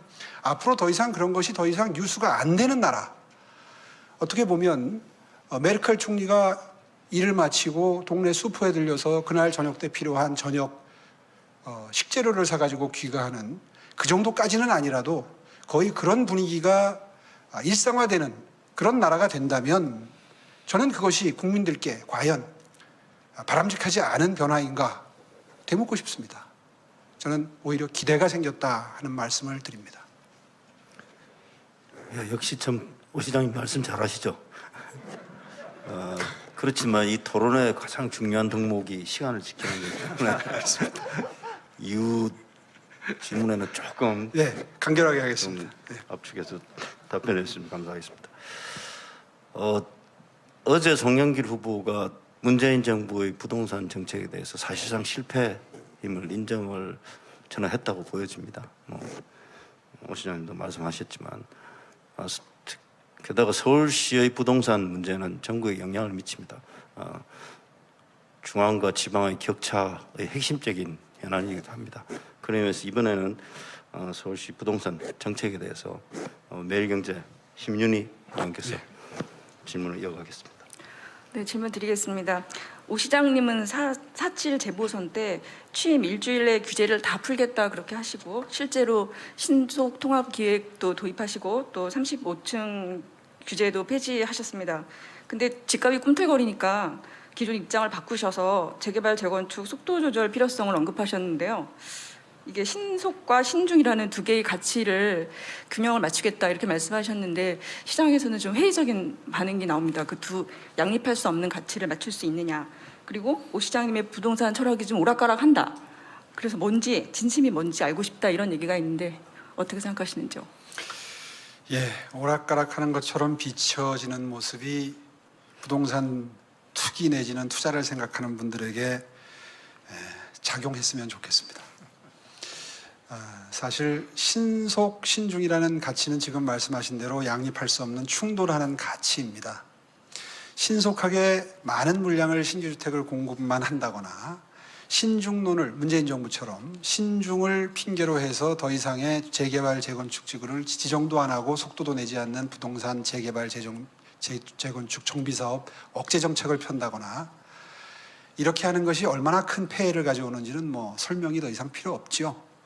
그래서 노련한 전문가가 필요하고 타이밍을 적시에 포착할 수 있는 기민한 판단력이 필요하고 또 훈련받은 리더가 필요한 것 아니겠습니까?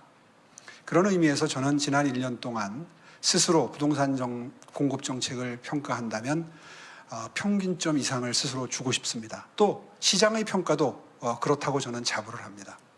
실제로 지금 53군데 재건축 재개발 지구에 재건축 재개발 사업이 매우 순조롭게 순항하고 있습니다. 신속 통합 기획 덕분에 속도까지 빨라지고 있습니다. 제가 작년 보궐선거 때 약속드렸던 주택 공급 물량에 대해서 우리 오히려 서울시 그 주택실장이 오히려 수치를 더 늘려가지고 임기 5년 뒤를 기준으로 해서 임기 말이면 원래 예상했던 숫자보다 더 많이 공급할 수 있을 것 같습니다라고 저한테 보고를 할 정도로 지금 잘 진행되고 있고 시장의 반응도 매우 긍정적입니다. 다만 대선을 치르면서 각종 공약이 나오는 바람에 재건축 예상되는 지역을 중심으로 해서 약간의 부동산 불안정이 시작이 됐기 때문에 그 점에 대해서는 분명한 엄중한 메시지를 보내는 게 필요한 시점이라고 판단했고요. 그래서 선거의 와중임에도 불구하고 원희룡 아직까지는 후보자시죠. 장관 후보자께 연락을 드려서 토론을 해서 신중론으로 가자 이렇게 방침을 정하고 서로 그런 메시지를 지금 보조를 맞추고 있는 중입니다. 그 점에 대해서는 시장에서 충분히 민감하게 오히려 반응을 해줬으면 좋겠습니다. 네, 근데 서울에는 빈 땅이 없기 때문에 실제로 도심에 주택을 공급하려면 재건축, 재개발밖에 방법이 없습니다. 그리고 시장님도 지난번 4.7 재보선 때 전체 공급 물량의 절반가량을 재개발, 재건축을 통해서 공급하시겠다 이렇게 그렇습니다. 공약하셨는데요. 규제 완화를 늦출 경우에는 사실 공급이 차질을 빚을 수밖에 없고 네. 그럼 가격은 또 상승할 수밖에 없고 그런데요. 당장의 집값 상승을 막기 위해서 장기적인 집값 안정을 포기하는 것이냐 이런 지적도 나오는데 어떻게 네. 생각하십니까? 그렇다면 지난 1년 동안의 성과를 다시 한번 말씀드리겠습니다. 서울시는 매년 인허가 물량과 정비 사업이 진행되는 물량을 단단히까지 계산을 합니다. 인허가 물량도 그 전 5년, 10년 평균에 비해서 지난 1년 동안 2배로 늘었고요. 정비 사업이 진행되는 가구 수도 그 전에 비해서 2배 이상 늘었습니다. 이건 무슨 얘기냐면요. 최근에 신중론을 펴는 것과는 별개로 이미 시장에서는 실질적인 변화가 시작이 됐고 진행이 된다는 뜻입니다. 제가 이번에 신중론을 피력한 것은 53개 재개발, 재건축 지역의 속도를 늦추겠다는 뜻은 전혀 아닙니다. 거기는 이제 들어가면 재산 증식 효과를 누릴 수가 없어요. 이미 그 기준 시점이 지났기 때문에 그게 작년 9월이거든요. 9월 이전에 투자한 분들만 재산적인 이득을 취할 수 있습니다. 그리고 작년에 연말에 21군데의 재개발 지역을 지정하면서 앞으로 지정될 가능성이 있는 곳까지도 올해 1월을 기준으로 재산 증식이 불가능하도록 묶어놨기 때문에 지금 거기 있는 집 사봐야 재산 증식 안 됩니다. 그거 투기 생각하는 사람들은 다 알고 있어요. 그러니까 속도 조절론을 편다고 해서 시장에 진행되는 물량의 영향은 없다. 그리고 투기도 어느 정도는 잠재울 수 있습니다. 다만 이 자리가 관훈 클럽이니까 한 가지 꼭 부탁의 말씀, 도움을 청하고 싶은 부분이 있다면 전 세계 어느 나라도 하루 단위로 신고가가 나왔다, 얼마가 올랐다고 보도하는 나라는 없습니다. 주식 중계 방송하듯이 매일매일 주가지수의 변동, 개별 종목의 변동, 이거 중계 방송하듯이 부동산 압구정동에 몇 억이 올랐다 이렇게 보도하는 나라는 없습니다. 그래서 제가 이번에 다시 재선이 되면 서울시가 국토부에 건의를 해서 적어도 부동산만큼은 국가적인 공감대를 만들어서 법을 제정해서 부동산 가격 변경 지수에 관한 한 최소한 한 달 정도를 묶어서 동단위로 부동산 가격 변동을 발표하자. 그렇게 해도 소비자들이 판단하는데 전혀 정보 전달에 문제가 없다. 이런 제안을 한번 해볼 생각입니다. 그렇게 해서라도 이 부동산 광풍을 잠재워야죠. 그렇지 않으면 계속해서 몇 억 오른 거 거래 사실 하나 때문에 거래가 흔들리고 불안정해지는 이런 일은 앞으로도 반복이 될 겁니다. 이건 떨어질 때도 마찬가지거든요. 한번 통촉해 주십시오. 네, 어제 관훈 토론회에서 송영길 후보께서 음마아파트 재건축에 대해서 거주민의 50%가 임차인이라면서 용적률을 풀어주면서 임차인이 재정착할수록 도와주겠다 이런 방안을 발표하셨는데요. 실현 가능성이 있는 방안이라고 보시는지, 그리고 한 가지 더 여쭤보면은 이게 서울시가 규제를 푼다고 해도 사실상 재건축 규제의 상당 부분이 중앙정부나 국회의 소관이기 때문에 재건축 추진에 한계가 있을 수밖에 없거든요. 시장님이 당선되시면 어떻게 음마아파트가 임기 내에 재건축될 수 있다고 보십니까? 개별 아파트 사례에 대해서 언급하는 게 사실 시장에 주는 영향이 음마아파트는 워낙 비중이 큰 아파트 단지이기 때문에 바람직할까 하는 생각을 합니다. 선거 때니까 다급하니까 개별 단지 이야기를 용적률까지 언급하면서 송 후보께서 하셨다고 이해는 합니다만은 바람직하지는 않다 하는 점을 분명히 지적하면서 답변드리겠습니다. 용적률을 250%로 올리게 되면 물량이 늘어나죠. 그 늘어나는 250%의 물량의 일정 퍼센테이지를 임대인에게 어떤 형태로든 혜택을 주겠다, 이런 답변이셨던 걸로 저는 이해합니다. 그렇죠? 그게 얼마나 큰 부작용과 역기능을 가져올지 한번 잘 생각을 해보면, 1분만 생각을 해보면 알 수 있습니다. 그러면 송영길 후보가 시장이 될 가능성이 높아진다든가 당선되시게 되면 전부 음마아파트에 임대 들어가려고 줄 서겠네요. 그럼 거기 올라가겠네요, 가격이. 그러면 강남 지역 전체 전셋값이 같이 올라가지 않겠습니까? 쉽게 얘기해서 저는 뭐 용적률 얼마 주고 이런 거 안 따지겠습니다. 간단하지 않습니까? 그분 공약 중에 그런 게 많습니다. 언뜻 들으면 굉장히 많은 혜택을 그 유권자들에게 드리는 것 같지만 잠시 한 번만 더 고개를 갸우뚱하고 생각해 보면 엄청난 부작용을 양산하는 정책들을 지금 계속 내놓고 계세요. 나중에 토론 때 하나하나 짚기는 하겠습니다만은 결코 바람직한 행태는 아닙니다. 이미 재건축할 때 늘어나는 용적률 인센티브로 씁니다, 서울시가. 예를 들어서 250% 용적률일 때 300%, 350%를 주게 되면 분양 물량이 늘어나겠죠? 지어지는 물량이 늘어나는 것에 절반을 띄어서 임대주택화합니다. 지금 현재도. 그걸 알고 말씀하셨는지 모르겠어요. 그런데 지금 시스템은 거기에 거주하는 분들께 차례가 돌아가는 게 아니라 어느 임차인에게 차례가 돌아갈지 모르는 거죠. 그게 상식적이고 공평합니다. 그렇지 않습니까? 그 아파트에 살던 임차인에게 혜택을 준다고 하는 순간 재개발 가능성이 있는 아파트들, 전국에 있는, 서울에 있는 모든 재건축 아파트, 거기 음마아파트만 그렇게 해줄 수 없잖아요. 그 재건축 아파트 다 그렇게 해줘야 될 거 아니에요. 그러면 그 아파트들 전부 전세 들어가려고 줄 서지 않겠어요? 나는 저분이 과연 인천시장 4년을 하신 행정 경험이 있는지 이런 대목에서 매우 회의적입니다. 그런 공약은 부작용을 특별히 신경 써서 정책 구상을 한 다음에 정책을 내놓으셔야 된다고 생각합니다. 네, 지난 5년간 서울 전셋값이 50% 가까이 폭등했습니다. 특히 임대차법 시행 2년이 되는 7, 8월부터는 계약갱신 청구권을 사용하는 물량이 시장에 나오면 전월세 가격이 급등할 것이라는 우려가 나오고 있는데요.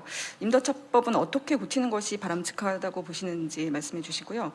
그리고 전셋값이 감당 안 돼서 서울에서 밀려나는 사람들도 많은데 임대시장 안정 대책으로 준비하고 계신 게 있으신지요? 예, 일단 지금 다가오고 있는 올 7, 8월 정말 걱정이 됩니다.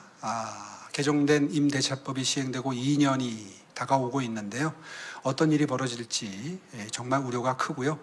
그래서 제가 이번에 후보 등록하면서 시장 자격이 정지가 됐는데요.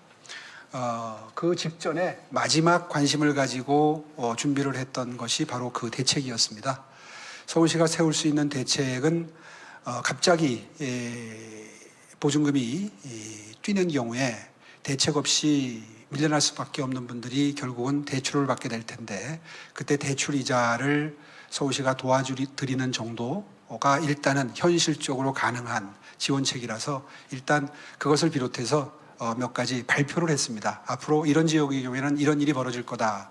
예측 가능한 동네들이 있습니다. 그건 왜 그러냐 하면 임대차법이 개정되면서 신고하도록 하지 않았습니까? 그래서 어느 지역에 그 시절에 임대를 연장했던 분들의 숫자, 그러니까 다시 말해서 예상되는 불이익을, 갑작스러운 그 보증금 상승, 월세 상승이 예측되는 동네들이 있고 그 동네의 비율이 다 예측이 가능합니다, 지금은. 그래서 그것을 정보를 전부 공개해서 그 정보를 활용해서 불측의 당혹스러운 상황을 피해 가실 수 있도록 정보를 제공한다든가 하는 뭐 이자 지원을 비롯해서 몇 가지 대책을 이미 발표를 했습니다. 그것이 서울시가 마련한 대책이고요. 두 번째 질문은 임대차법을 그러면 어떻게 바꿔야 되느냐 하는 질문도 하셨는데요.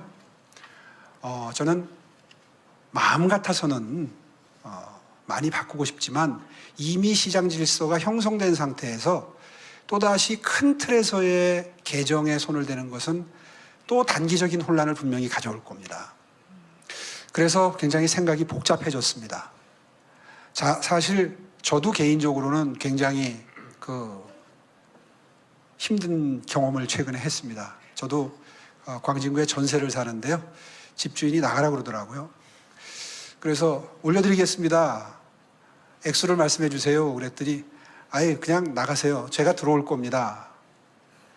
들어오신다고 그러는 데는 방법이 없잖아요.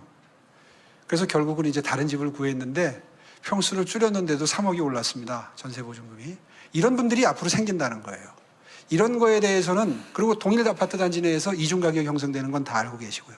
이런 거를 해소할 수 있는 방안 정도는 마련을 해야 됩니다. 그런데 2년 전에 만들어진 임대차법이 많은 부작용을 만들어냈다고 해서 지금 또 큰 틀에서의 변화를 모색한다 그러면 거기서 생기는 부작용도 만만치 않을 것이기 때문에 그 점에 대해서는 충분한 시뮬레이션을 해서 항상 정책을 펼 때는 부작용을 먼저 따져봐야 되는데 그 부작용을 신중하게 검토를 해야 될 것 같습니다. 네, 그리고 타워팰리스 같은 임대 아파트를 짓겠다라고 공약을 하셨는데요. 열악한 임대 아파트의 품질은 당연히 높여야 되지만 고급화하면 공사비 상승이 불가피합니다. 지금 1만 2천 가구를 공급한다는 둔촌 주공 같은 경우에도 자재값 인상 때문에 지금 공사가 중단된 지 한 달이 됐습니다. 이런 상황에서 임대주택 고급화가 가능하다고 보시는지, 그리고 임대료가 상승하면 서민들이 부담이 커질 거라는 그런 지적도 나오는데 어떻게 생각하십니까? 참 좋은 질문을 해주셨습니다. 당연히 나올 수 있는 우려고요. 그런 질문을 많이 받았습니다. 이건 의지의 문제입니다. 대한민국의 임대 아파트는 사는 거를 숨기고 싶은 주택입니다. 그래서 오죽하면 임대주택이라는 이름 자체를 공공주택으로 바꿔도 봤습니다. 네, 의사소통이 잘 안 되는 단점이 있습니다. 그래서 결심했습니다. 앞으로 대한민국의 임대주택은, 특히 서울의 임대주택은 고품질화 됩니다. 브랜드 아파트라고 있죠. 그 브랜드 아파트 수준으로 자재를 똑같이 고품질화합니다. 그렇게 해서 임대주택 산다는 게 조금도 부끄러움이 되지 않는 서울시를 만들겠습니다. 그것이 서울형 고품질 임대주택 정책입니다. 서울시에는 약 27만 가구의 서울시가 공급하는 임대주택에 거주하는 분들이 계십니다. 저는 이분들이야말로 주거복지에 가장 큰 혜택을 받으셔야 되는 분들이라고 생각하고요. 그 결심에는 조금도 흔들림이 없습니다. 다만 임대료 상승 문제를 걱정하시는데 걱정하지 않으셔도 됩니다. 왜냐하면 과거에는 평수 기준으로 임대료를 산정했습니다. 이제 제도가 바뀌어서 소득 연동형으로 바뀌었습니다. 임대주택에 들어가신다고 해서 다 극빈자 아닙니다. 중산층에 가까운 분들도 계시거든요. 더군다나 앞으로 임대주택의 기능은 청년, 신혼부부들에게 더 많은 물량이 가야 됩니다. 임대주택의 이미지를, 브랜드를 바꾸지 않고는 그 작업이 순조롭게 진행될 수가 없습니다. 그래서 소득 연동형으로 바꾸었고요. 그렇기 때문에 상승되는 부분에 대해서는 부담을 하셔야 되는데 문제는 뭐냐 하면 서울시가 그거를 감당할 수 있을 정도의 여력은 된다는 겁니다. 의지의 문제지. 왜냐하면 제가 10년 전에 장기 전세주택을 도입을 했는데요. 이게 지금까지 공급된 게 3만 3천 가구입니다. 처음에 만들 때 7조 정도 투자했는데 지금 그 가액이 32조까지 올라와 있습니다. 앞으로 이루어지는 임대주택 사업에 투자할 수 있는 여력은 SH공사에 충분히 축적돼 있습니다. 이번에 김원동 사장이 가셔서 그걸 전부 공개해버렸습니다. 얼마나 가지고 있는지. 그동안 SH공사가 맨날 적자 난다고 엄살 부렸거든요. 그때마다 제가 페이스북을 썼습니다. 그때 장기전세주택 지금 그대로 갖고 있는데 그거 왜 빼냐. 다 공개했습니다. 앞으로 주거 형편이 어려운 분들 보듬는 임대주택을 리모델링 한다거나 새로 짓는데 비용이 드는 것은 그 축적된 자본으로 충분히 가능하고도 남습니다. 또 커뮤니티 시설을 고급화한다, 타워팰리스처럼 짓는다, 수영장 넣고 독서실 넣고 옥상공원 한다 그러니까 관리비 늘어날 거 걱정하세요? 지역사회 오픈할 겁니다. 이용료 받을 겁니다. 그렇게 하면 충분히 상생하는 분위기에서 고급 아파트 만들 수 있다. 자신 있다. 그리고 적어도 서울의 이러한 변화가 전국으로 퍼져나갈 수 있도록 하겠다 하는 제 굳은 결심을 다시 한번 밝힙니다. 감사합니다. 아시다시피 서울시정은 국가에 거의 비견할 정도로 대규모고 다양한 분야를 포괄하고 있습니다. 이번 질문은 서울시의 복지정책이나 교육정책, 그리고 시민단체 지원, 그리고 교통방송 등에 대한 현안에 대해서 질문을 이어가도록 하겠습니다. 서울신문의 최광숙 대기자님 부탁드립니다. 네, 먼저 복지 정책에 대해서 여쭤보고 싶은데요. 우 시장의 복지 정책은 그 모두에게 골고루 나눠주는 그런 보편적 복지가 아니라 어떤 특정한 타겟을 정해줘서 나눠주는 선별적 복지 정책에 대해서 소신을 갖고 계신 걸로 알고 있는데, 그래서 과거 한 10년 전에 무상급식 관련해서 우 시장께서는 단계적 무상급식 주장하시면서 전면적인 무상급식 반대하셨습니다. 그 주장을 관철하기 위해서 주민투표까지 하려고 하셨고요. 근데 시간이 지나서 10년이 됐는데 우 시장께서는 지금 청년교통수당이라는 현금성 지원 사업을 이제 하고 계시는데, 그 시민들이 좀 어리둥절하는 분들이 좀 계셔요. 아, 우 시장의 그 복지 행보, 복지 철학, 복지 소신이 10년 강산이 변하면서 바뀐 거냐, 어떤 거냐 궁금해하시는 분이 많은데 답변 주시기 바랍니다. 예, 참 그 질문이 나올 걸 예상을 했었습니다. 사실 이상을 추구해야 되지만 정치인은 늘 현실에 발을 딛고 이상을 추구해야 되지요. 그렇지 않으면 정치인으로서 생존이 되지 않습니다. 그렇다고 해서 하늘만 바라보고 이상만 추구하는 정치인은 몽상가죠. 또 너무 현실만 추구하면 정치인이 아니라 정치꾼이라는 평가를 받게 됩니다. 당선되는 게 지상 목표인 생계형 정치인이 되고 말죠. 그 균형을 찾기가 매우 어렵습니다. 오세훈은 정치를 하는 이유가, 저는 어려운 사람 돕기 위해서 정치한다고 습관처럼 얘기합니다. 많이 알려져 있지 않은 비화인데요. 10년 전에 마이클 셰라든이라는 세계적인 복지학자가 있습니다. 개인 발달 계좌라고 해서 미래형 복지 정책을 창안하신 아주 유명한 복지 전문가인데요. 그분이 저하고 1시간 동안 지상 대담을 하고 나서 나가면서 혼잣말로 우리 복지국장한테 Your mayor is crazy about welfare. 당신네 시장 아니요 복지에 미쳤구만. 이런 얘기를 하고 자리를 떴다는 이야기가 회자된 적이 있습니다. 저는 정치인 오세훈의 존재의 이유는 세계 10위권의 경제 대국으로 성장한 대한민국의 발전의 그늘에 가려진 소외되고 어려운 분들 잘 보듬고 챙기는 것이 본령이라고 생각합니다. 저의 존재의 이유라고 생각합니다. 그렇게 해서 만들어진 것이 10년 전에 서울시에서 그물망 복지였습니다. 서울형 그물망 복지. 처음 듣는 분들도 많으실 거예요. 근데 이건 복지하는 분들한테는 아주 유명한 이야기입니다. 서울형 그물망 복지는 이렇습니다. 저소득층, 장애인, 어르신, 아동 청소년, 여성, 약자로 분류될 수 있는 분들을 가로축으로 하고 주거복지, 생계복지, 교육복지, 의료복지, 문화복지 이걸 가로 세로 축으로 만들어서 촘촘히 그물망처럼 일정 소득 수준이 안 되는 분들은 모두 다 이 발전의 혜택을 누리겠다고 하는 저의 강력한 의지가 실린 복지의 종합 체계였습니다. 제가 무상급식에 과민한 반응을 보였던 이유는 제가 세웠던 이 하우상박의 완비된 복지체계가 무상급식 하나로 무너지기 때문입니다. 그래서 제가 그렇게 크게 반발했던 것이고요. 그래서 아시다시피 10년 세월, 각고의 세월을 보냈습니다. 그리고 이제 다시 돌아왔습니다. 이번에 돌아와서 보니까 무상급식이 이제 완전히 정착돼 있더라고요. 그래서 돌아오면서 결심했습니다. 받아들이기로. 그래서 유치원 무상급식, 어린이집 급식 지원 다 제가 앞장서서 시작했습니다. 기왕 정착된 거 하자. 그러나 무상급식을 제외하고 다른 것들은 전부 하우상박입니다. 안심소득도 마찬가지고요. 지금 말씀하신 청년 교통수당도 현금으로 주는 게 아니라 그 사람이 교통을 이용한 거에 20% 인센티브를 마일리지로 주는 겁니다. 절대 그냥 주지 않습니다. 또 청년 월세 지원도 시작했습니다. 월 20만 원씩 10개월인데요. 한시적으로 줍니다. 추가로 주지 않습니다.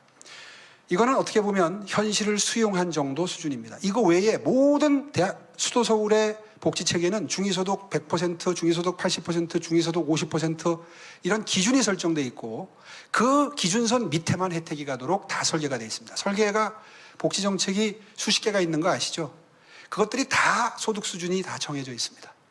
그러니까 큰 틀에서의 원칙은 지켜지고 있다는 거. 그러나 청년들이 너무너무 힘들어하고 미래를 정말 암울하게 생각하기 때문에 청년 지원에 관한 그런 원칙을 조금은 허물었다.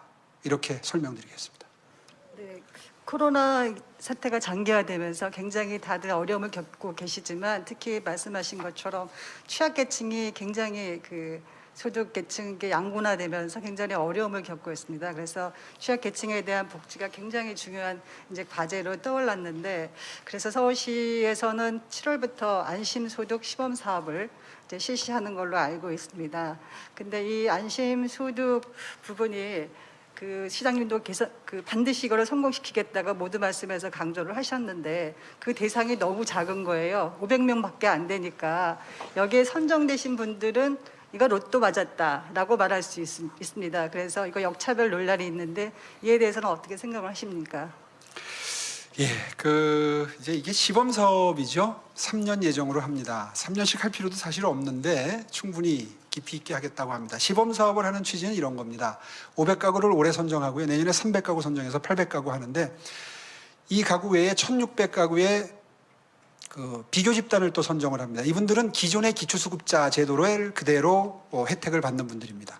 자, 그러면 어떤 비교가 되느냐? 새로 만든 안심소득 수혜자와 800가구와 기존의 기초수급자들 1600가구의 생활 패턴의 변화, 근로의욕의 변화, 노동환경의 변화, 그리고 실제로 일자리를 찾으러 다니는지 근로의욕의 변화 이런 것들을 복지학자, 심리학자, 사회학자, 통계학자, 경제학자들이 전부 수십 명이 달라붙어서 이분들을 추적조사합니다. 이렇게 해서 기존의 복지제도의 가장 큰 단점인 국가에서 복지 혜택을 받게 되면 근로의욕을 오히려 감퇴시키는 이런 부작용이 가장 큰 문제 아닙니까? 어느 나라든 그것이 가장 큰 문제거든요. 그런데 안심설계는 절묘하게 설계가 되어 있습니다. 이렇게 되어 있습니다. 일을 안 하고 못해서 덜 버는 분들한테 많은 혜택이 가는 게 사실입니다. 하우상박이니까요. 현금 지원이 많이 갑니다. 그런데 재미있게도 본인이 번 거에 비해서 부족한 거를 일정 선 밑에를 다 채워주는 게 아니라 50%만 채워줍니다. 그렇게 되면 그래프를 그리면 본인이 번 것과 서울시가 혹은 중앙정부가 도와주는 부분을 합산한 것을 따지면 일을 많이 한 쪽이 몇 푼이라도 더 가져갑니다. 이해가 가시는지 모르겠는데요. 이제 그래프를 보여드리면 쉽게 이해가 가는데 어쨌든 설계가 그렇게 돼 있어서 근로의욕을 상실하는지 이런 시스템 하에 근로의욕이 감퇴되는지를 추적조사하게 됩니다. 저는 성공을 확신합니다. 인간은 이기적인 동물이고요. 한 푼이라도 도움이 되면 일을 합니다. 기초수급자에 한 번 선정되면 그 다음부터 일 안 합니다. 조금이라도 더 벌어서 돈을 벌게 되면 기초수급자에서 탈락하거든요. 그래서 기초수급자 제도는 영원히 그 수혜자를 기초수급자 대열에서 묶어두는 역기능이 너무 큰 그런 부작용이 있거든요. 안심소득은 그런 부작용이 전혀 없습니다. 그래서 추적 조사를 하는 겁니다. 베를린도 소득 실험이 시작됐고 미국의 소득보장 네트워크 10수개 도시가 기본소득, 안심소득, 절충형 이런 걸 실험을 시작했는데요. 그 네트워킹이 전부 함께 협업을 해서 추적조사하기로 했습니다. 세계적인 실험이 서울시에서 시작되는 셈이고요. 저는 욕심이 생겼습니다. 3년 동안 실험하고 그 다음에 평가해서 다음 정부에나 시작할 수 있게 설계가 돼 있었는데요. 윤석열 정부에 2년쯤 지나서 제안을 해볼 생각입니다. 물론 전제는 2년 뒤에 총선에서 승리해야 됩니다. 우리 당이 다수 의석이 되고 난 다음에 윤석열 정부 중반쯤에 제안을 해서 아마 이것을 받아들여 주시게 된다면 역사의 길이 남는 큰 업적이 되지 않을까 싶고요. 그래서 실험 기간을 3년으로 설계한 걸 2년 내에 중요한 결과는 다 나올 수 있도록 좀 서둘러 볼 생각입니다. 그렇게 해서 전 세계 유례 없는 복지 실험이 대한민국 수도 서울에서 성공할 수 있도록 하겠고요. 이게 왜 서울에서 하는 것이 의미가 있느냐 하면 복지학자들이 다른 나라들은 소득 파악이 제대로 되지 않는데요. 우리나라 정도 되니까 일부 자영업자 제외하고는 거의 다 소득 파악이 그 월급 생활자, 봉급 생활자들은 정확하게 되는 셈이고요. 이게 가능한 나라, 그리고 IT가 발전한 나라이기 때문에 실험이 가능하고 매우 정교하게 성공적인 실험을 할 수 있다는 거거든요. 기대해 주십시오. 이 실험이 성공하면 명실공히 제가 1호 공약으로 내놓은 저소득 취약계층 보호 4종 세트, 안심소득, 서울런, 임대아파트 고급화, 의료 지원, 이 네 가지가 대한민국의 복지 시스템을 완전히 바꿔놓게 될 겁니다. 근데 시장님 말씀 그 계획은 좋은데요. 문제는 재원입니다. 예산 문제인데요. 지금 시범 사업을 하니까 소규모로 해서 적은 예산이 들어가지만 전면적으로 확대를 한다. 이렇게 되면 다른 문제거든요. 근로의욕의 상실이다. 이런 부분은 두 번째 문제이고 과연 이거를 지속 가능하게 가져갈 수 있는 복지 사업인가 이 부분에 대해서 굉장히 회의적입니다. 예, 이게 제일 문제죠. 감당 가능하도록 만들 수 있습니다. 결국 재원은 그 수혜자의 폭을 중위소득 100%로 할 거냐, 중위소득 80%로 할 거냐, 중위소득 50%로 할 거냐, 어디를 수혜 대상으로 자르냐에 따라서 재원이 많이 달라지겠죠. 지금 서울시가 소득 실험을 하는 중위소득 85%까지 혜택을 준다고 보고 서울시에서 전면 시행하게 되면 약 7조 정도가 추가로 들어갑니다. 서울시의 1년 예산이 44조입니다. 몇 년 뒤면 금방 50조가 될 텐데요. 복지에 이미 예산의 40~50%가 쓰이고 있습니다. 그리고 하나 중요한 것은 기존의 복지 시스템을 생략하면서 이 제도로 옮겨오는 겁니다. 기존의 제도를 그대로 두고 하는 게 아니라 방금 전에 설명드렸지만 이 제도가 전면 시행되면 기초수급자 제도가 없어지는 거예요.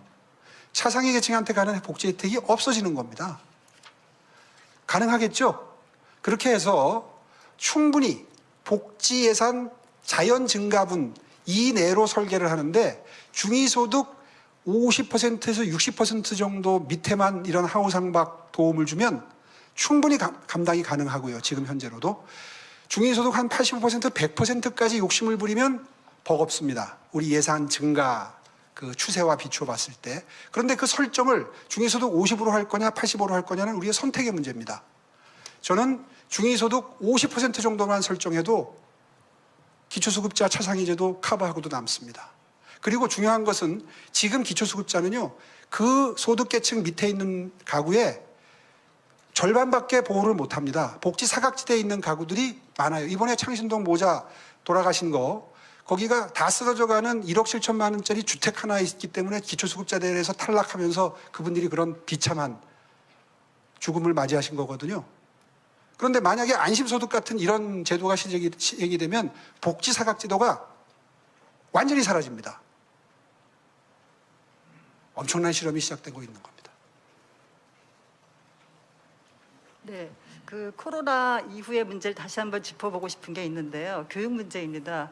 코로나 때문에 이제 원격 수업을 하다 보니까 이게 소득 격차에 따라서 학력 격차도 심해지고 또 학력 저하 현상도 전반적으로 나타나고 있어서 교육계가 비상입니다. 그래서 서울시도 그 저소득층 자녀들을 위해서 공짜로 무료로 그 인터넷 강의를 들을 수 있도록 그런 서울런 사업을 하고 있는 걸로 알고 있는데요. 취지는 굉장히 좋다고 생각을 합니다. 하지만 일부에서는 이게 특정 업체, 교육업체하고 너무 고가로 사업 계약을 맺었다. 그래서 그 업체에 특혜를 줬다. 그래서 이거 사교육 시장만 배부르게 한 거 아니냐. 또 반면에 그 교육 효과는 너무 미미하다. 예산이 투입 대비해서 효과는 별로 검증이 되지 않았다라는 비판도 있습니다. 또 특히 이게 인터넷 강의니까 무료로 제공은 하지만 교재비가 너무 비싸다고 학부모들은 아우성입니다. 그래서 뭐 세 과목에 40만 원이라는 얘기도 있는데 이게 배보다 배꼽이 더 큰 사업 아닌가요? 예, 정말 깊은 관심 너무너무 감사드립니다. 오늘 제가 지금 받은 질문은 시의회에서 작년 하반기에 정말 경로를 벌였던 민주당 시의원님들이 훨씬 많으시잖아요. 그분들이 정말 결사적으로 못하게 방해를 했던, 저항을 했던 사업을 진행시키는 과정에서 경론을 벌였던 주제입니다. 결론적으로 말씀드리면 문제될 게 전혀 없고 오히려 자부심을 가질 만한 프로그램이다, 이렇게 설명을 드리겠습니다. 잘 익숙치 않은 분들을 위해서 잠시 제도를 설계한 배경을 말씀드리면, 사교육의 필요성을 인정하고 사교육을 받고 있는 학생의 비율이 4분의 3이 넘습니다. 이미 공교육은 그 정도로 무너져 있죠. 엊그저께 스승의 날 다시 태어나도 스승을 할 것이냐 물어보니까 29.9%가 다시 한다, 이렇게 답변을 할 정도로 정말 이 스승의 길에 대한 회의가 깊습니다. 그런 상태에서 학력 격차를 해소하려면 사교육을 활용하는 방법이 가장 효율적인데 명분에서 밀립니다. 공교육을 활용해야 되는데요. 이제 그 논쟁이 벌어졌던 거죠. 그러다 보니까 이런 디테일까지 이제 공격을 받게 됐었습니다. 다 극복했습니다. 실제로 학원들이 이 프로그램이 너무 저소득층을 위해서 좋은 역할을 한다는 거에 동의해서 굉장히 싼 가격에 계약을 해줬고요. 정말 인기 있는, 우리가 꼭 모시고 싶었던 학원, 정말 학생들이 듣고 싶어하는 무슨 아이스크림 뭐라는 그 학원이 있는데 거기가 좀 비쌌어요. 그래서 시의회에서 많이 질타당했습니다. 그래서 협조를 구해서 앞으로 좀 싸게 해주기로 계약이 됐는데요. 이런 비용 같은 건 충분히 감당 가능합니다. 교재비가 비싸다고 하는데 서울시가 지원하면 됩니다. 굉장히 소득 수준이 낮은, 지금 현재로서는 중위소득 한 50-60% 밑에 학생들만 해당이 되거든요. 여기에 교재비 지원해도 아깝지 않습니다. 저는 교육의 힘을 믿습니다. 중고등학교 때 학습 성취도가 낮아서 좋은 대학 못 가고 그 바람에 좋은 데 취직 못하고 또 가난한 인생을 살면서 결혼도 힘들고 다시 또 아이들한테까지 이 가난이 대물림되는 이 빈곤의 악순환을 어딘가에서는 끊어줘야 되는 것이, 그것이 복지국가 아니겠습니까? 그것이 진정한 의미에서의 계층이동 사다리의 복원인데요. 저는 거의 거기에 꽂혀 있습니다. 솔직히 말씀드려서. 그래서 제가 낸 아이디어인데요. 저는 어렸을 때 저희 어머님이 야, 공부만 잘하면 우리도 잘 살 수 있어. 그거 하나로 여기까지 왔습니다. 이제 서울시가 그걸 하겠다는 겁니다. 그 어머니의 역할을 하겠다는 겁니다. 저는 거기에는 돈 안 아낄 겁니다. 아무리 반대하는 사람들이 반대해도 단 한 사람의 인생이라도 바뀐다면 그 투자는 아낄 투자가 아닙니다. 이번 기회에 민주당에 호소합니다. 공교육을 망가뜨려 놨으면 책임을 져야죠. 왜 사교육에 의존해서 학력 격차를 해소하겠다는 것에 대해서 명분을 가지고 반대를 합니까? 저는 이 사업은 앞으로도 투자를 늘려갈 겁니다. 중위소득 50%에서 60%, 80%, 100%까지는 올려야 된다고 생각하고요. 지금 현재 사교육에 돈을 쓰는 고소득층의 경우에는 월 500만 원, 1000만 원도 씁니다. 저소득층은 10만 원도 쓰지 못합니다. 이런 나라가 공평한 나라입니까? 가난의 대물림을 그러면 어떻게 고칠 겁니까? 저는 이 제도 가장 효율적인 제도라고 생각을 하고요. 그런 의미에서 이번에 다시 일할 수 있게 해주신다면 적어도 빈곤의 대물림만큼은 반드시 막아내는 공정서울 만들겠다. 그래서 서울시의 모토가 공정도시, 다시 뛰는 공정도시입니다. 반드시 교육격차 해소 최선을 다하겠습니다. 네, 시장님께서 잠깐만요. 네. 지금 이제 40분이 됐습니다. 한번 말씀을 드렸는데 제가 오세훈 시장 처음 뵌 게 초선 의원 때입니다. 그 이렇게 오랫동안 인연이 있었는데 가끔 그런 말씀 드린 적이 있습니다. 이게 소통이라는 게 결국 처지와 입장이 다른 사람과 마음을 열고 이렇게 이해를 하는 건데 우리 시장님이 너무 이제 똑똑하시고 정보도 많으셔서 항상 상대를 많이 설득을 하시려고 하십니다. 그래서 많이 들으시는 게 정치적으로는 더 도움이 될 때가 있다는 말씀 드렸는데 아직 중요한 질문들이 좀 남아있고 또 플로어에서도 질문하고 기다리고 계신 분도 있습니다. 시간은 이미 마감 시간을 지났습니다. 그래서 남아있는 한 서너 개의 질문은 정말 압축적으로 좀 답변해 네, 주시고 알겠습니다. 질문자도 조금 네네. 압축해서 좀 진행을 해주세요. 시장님께서는 지금 우리 사회가 계층 이동 간 사다리가 무너져서 교육에 대해서 굉장히 많은 열의를 갖고 계신 걸로 지금 말씀을 들었습니다. 그래서 그런지 최근에 교통방송을 교육방송으로 재편하겠다고 말씀하셨습니다. 근데 저희 시민들은 교통방송하면 김어준 씨 생각나거든요. 정파적인 어떤 진행으로 굉장히 논란이 많은 프로그램을 진행하고 있는데 이 교육방송으로 재편하는 게 혹시 이렇게 자연스럽게 김어준 프로그램을 정리하는 그런 일거양득의 어떤 효과를 놓으신 거 아닌가 생각도 좀 들고요.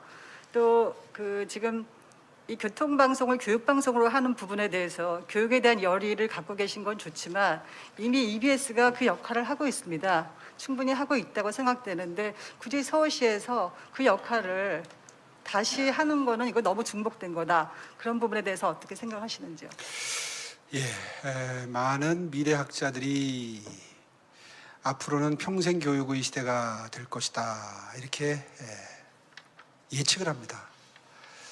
이른바 노동의 종말 현상이 다가오고 있습니다. 4차 산업혁명 시대 이후에는 대학 교육 받은 거 가지고 평생 먹고 사는 것이 불가능합니다. 그래서 평생 교육이 굉장히 중요하고요. 인생 2모작, 3모작이 매우 중요해지는데 교육방송 역할을 하는 기능이 2개, 3개, 4개 늘어나도 전혀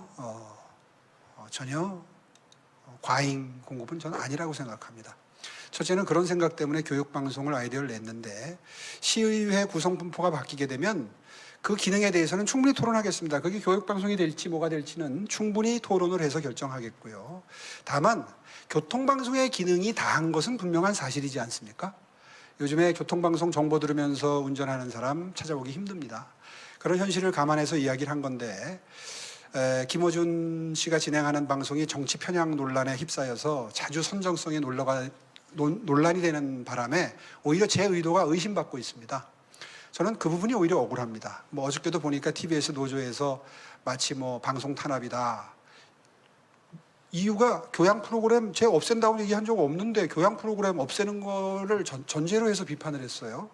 도둑이 재발절인 모양입니다. 저는 교육방송을 해도 교양 프로 있을 수 있다고 생각합니다. 왜 언제 제가 그런 이야기를 했다고 그런 비판을 하는지 모르겠어요. 어쨌든 저는 오해를 받고 있다고 생각하고요. 기능이 다한 교통방송 주파수는 더 필요로 하는 영역으로 바꾸어서 시민들께 더 많은 정보, 더 많은 필요에 부응하는 방송으로 바꿔야 될 적절한 시점이 됐다고 생각하고요. 제가 혼자 바꾸겠다고 했습니까? 새로 만들어지는 시민의 대표, 시의회에서 충분한 토론을 거쳐서 바꾸겠다. 이렇게 입장을 정리했습니다. 네, 오 시장께서는 이제 취임하셔갖고 서울시 바로 세우기 이런 모토를 내세우시면서 민간 위탁 사업이나 또 보조금 지원 사업을 받는 시민단체에 대해서 고강도 감찰을 했습니다. 그래서 그 결과에 따라서 태양광 업체 여러분도 다 아시겠지만 비리가 있는 그런 업체나 관련자들을 경찰에 고발을 했는데요. 당연히 잘못된 비리가 있는 시민단체 벌을 줘야죠. 그러나 일각에서는 이게 시민단체가 아까 시장님께서는 관변단체라고 규정을 하셨는데 그래서 이거 전임시장 흔적을 지우려는 거 아닌가 이런 의견도 있고요. 또 한편에서는 또 이런 의견도 있습니다. 시민단체 예산을 삭감을 많이 하셨는데 아까 10년 동안 1조 원이라는 엄청난 예산이 시민단체에 흘러갔다. 그래서 과거에는 이게 이 서울시 국간이 시민단체의 어떤 현금 인출기처럼 전락이 됐다라고 한탄을 하셨습니다.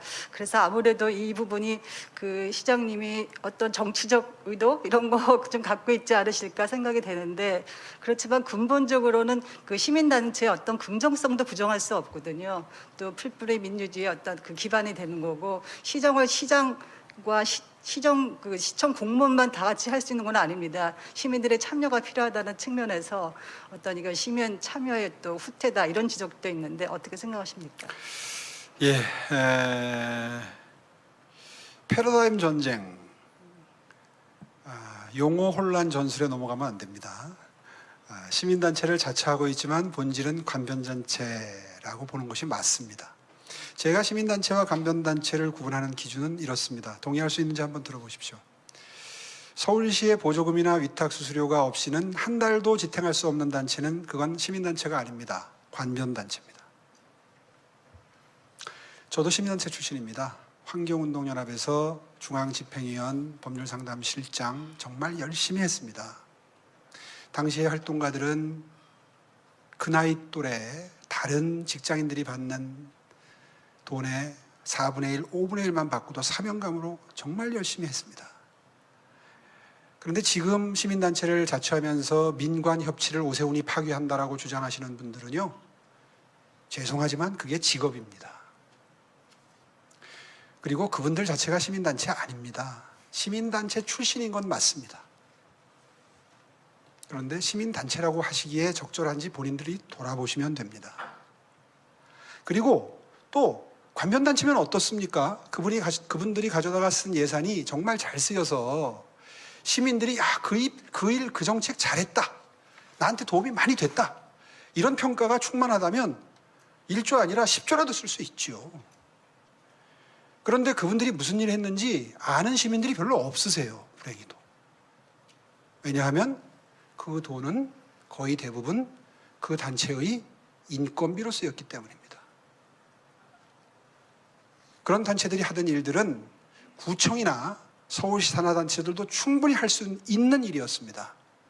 그런데 그런 지원조직이라는 명목으로 중간 지원조직을 만들어서 그분들 인건비로 쓰면서 일부는 사업비로 쓰이긴 했죠.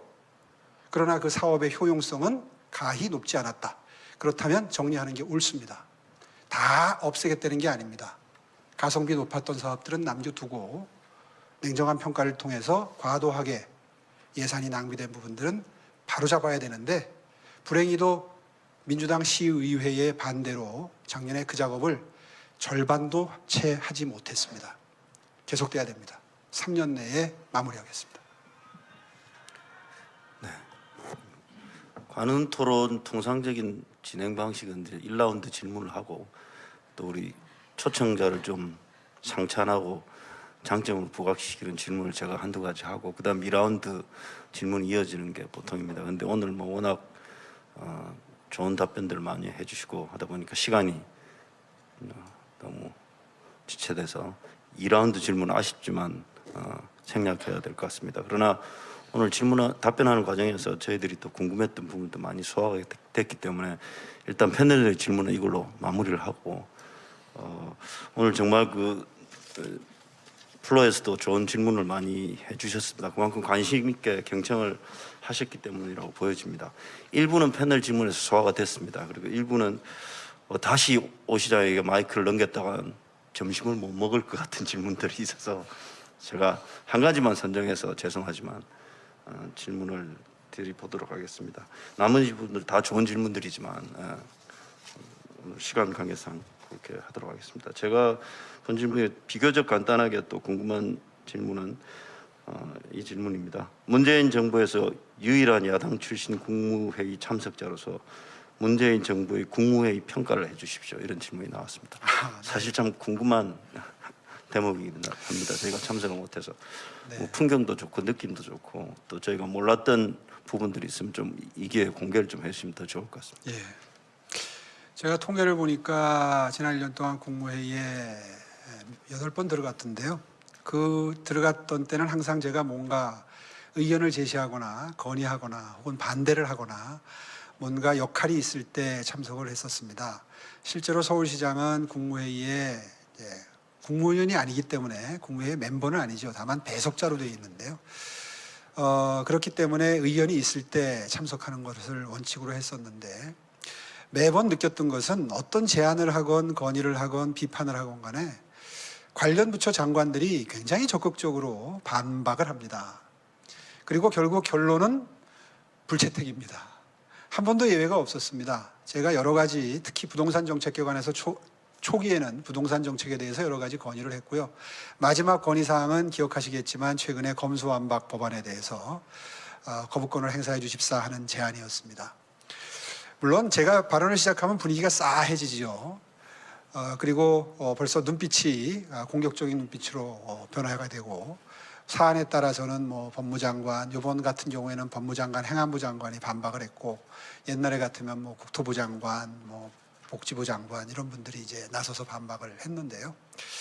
사실 그 정도면 좋은 토론 분위기입니다. 제가 역대 10년 전에 시장직을 수행할 때도 이명박 대통령님 시절에도 국무회의를 자주 참석을 했었는데 그때도 역시 국무회의는 일사천리로 그냥 의안을 쭉 처리해 나가는 그런 그 아주 정형적인 패턴을 밟기 때문에 예상 밖의 토론을 하는 것이 좀 어떻게 보면 그 부자연스럽게 느껴지는 그런 회의 분위기 있지 않습니까? 그런 그 분위기로 진행이 되고요. 그러나 이번에는 꼭 이 사안은 들어가서 문제 제기를 해야 되겠다 싶은 것들은 해왔는데 사실 무력감이 느껴지는 것이 그래도 가끔은 현장의 목소리를 전하고 우려를 전하면 경청하는 모습을 보여주시면 더 좋을 텐데 결과가 바뀌면 더 좋을 텐데 이번 검수완박 법안에 대한 그 제안만 하더라도 나중에는 대통령께서 직접 반박을 하시더라고요. 그렇게 되니까 뭐 거기서 뭐 격론을 벌인다는 게 사실 또 더군다나 문재인 정부 마지막 국무회의였습니다. 그래서 다 같이 국무위원들이 식사를 하고 기분 좋게 웃으면서 내려왔는데 계속 그렇게 따지고 드는 것이 사실은 조금은 민망한 모습이어서 뭐 그냥 그리고 또 제가 했던 그 이야기가 면전에서 하기엔 좀 수위가 높았습니다. 이미 다 보도가 됐지만 그래서 반박 재반박 이렇게 이어지는 논쟁 분위기까지는 가지가 않았었는데요. 앞으로는 국무회의 분위기가 좀 더 토론적인 분위기가 됐으면 하고 바라는 건 분명한 제 바람입니다. 예, 지금 시간이 11시 53분입니다. 13분이 지났습니다. 마지막으로 오세훈 시장님의 마무리 발언을 듣겠는데 이건 30초 안으로 좀 줄일 수 있습니다. 30초로요? 이제 서울시가 지난 1년 동안 알토란 같은 준비를 거쳐서 신발끈을 동여내보고 스타트 라인에 섰다고 저는 생각합니다. 정말 많은 전문가분들이 도와주신 내용이 비전 2030에 녹아들어서 하나하나 구체적인 정책으로 마련이 돼서 이제 다 시작되는 시점인데 이러한 미래를 향한 투자가 정책이 또다시 무산되고 무효화되지 않기를 저는 정말 간절히 바랍니다. 계속될 수 있도록 도와주십시오. 열심히 뛰겠습니다. 감사합니다. 네, 14분을 넘겼음에도 불구하고 끝까지 경청해 주신 플로어에 계신 선후배 동료 언론인 여러분 정말 감사드립니다. 아쉬운 것은 좋은 질문 주셨는데 이 답변을 드릴 기회가 없었다는 것 되게 아쉽게 생각합니다.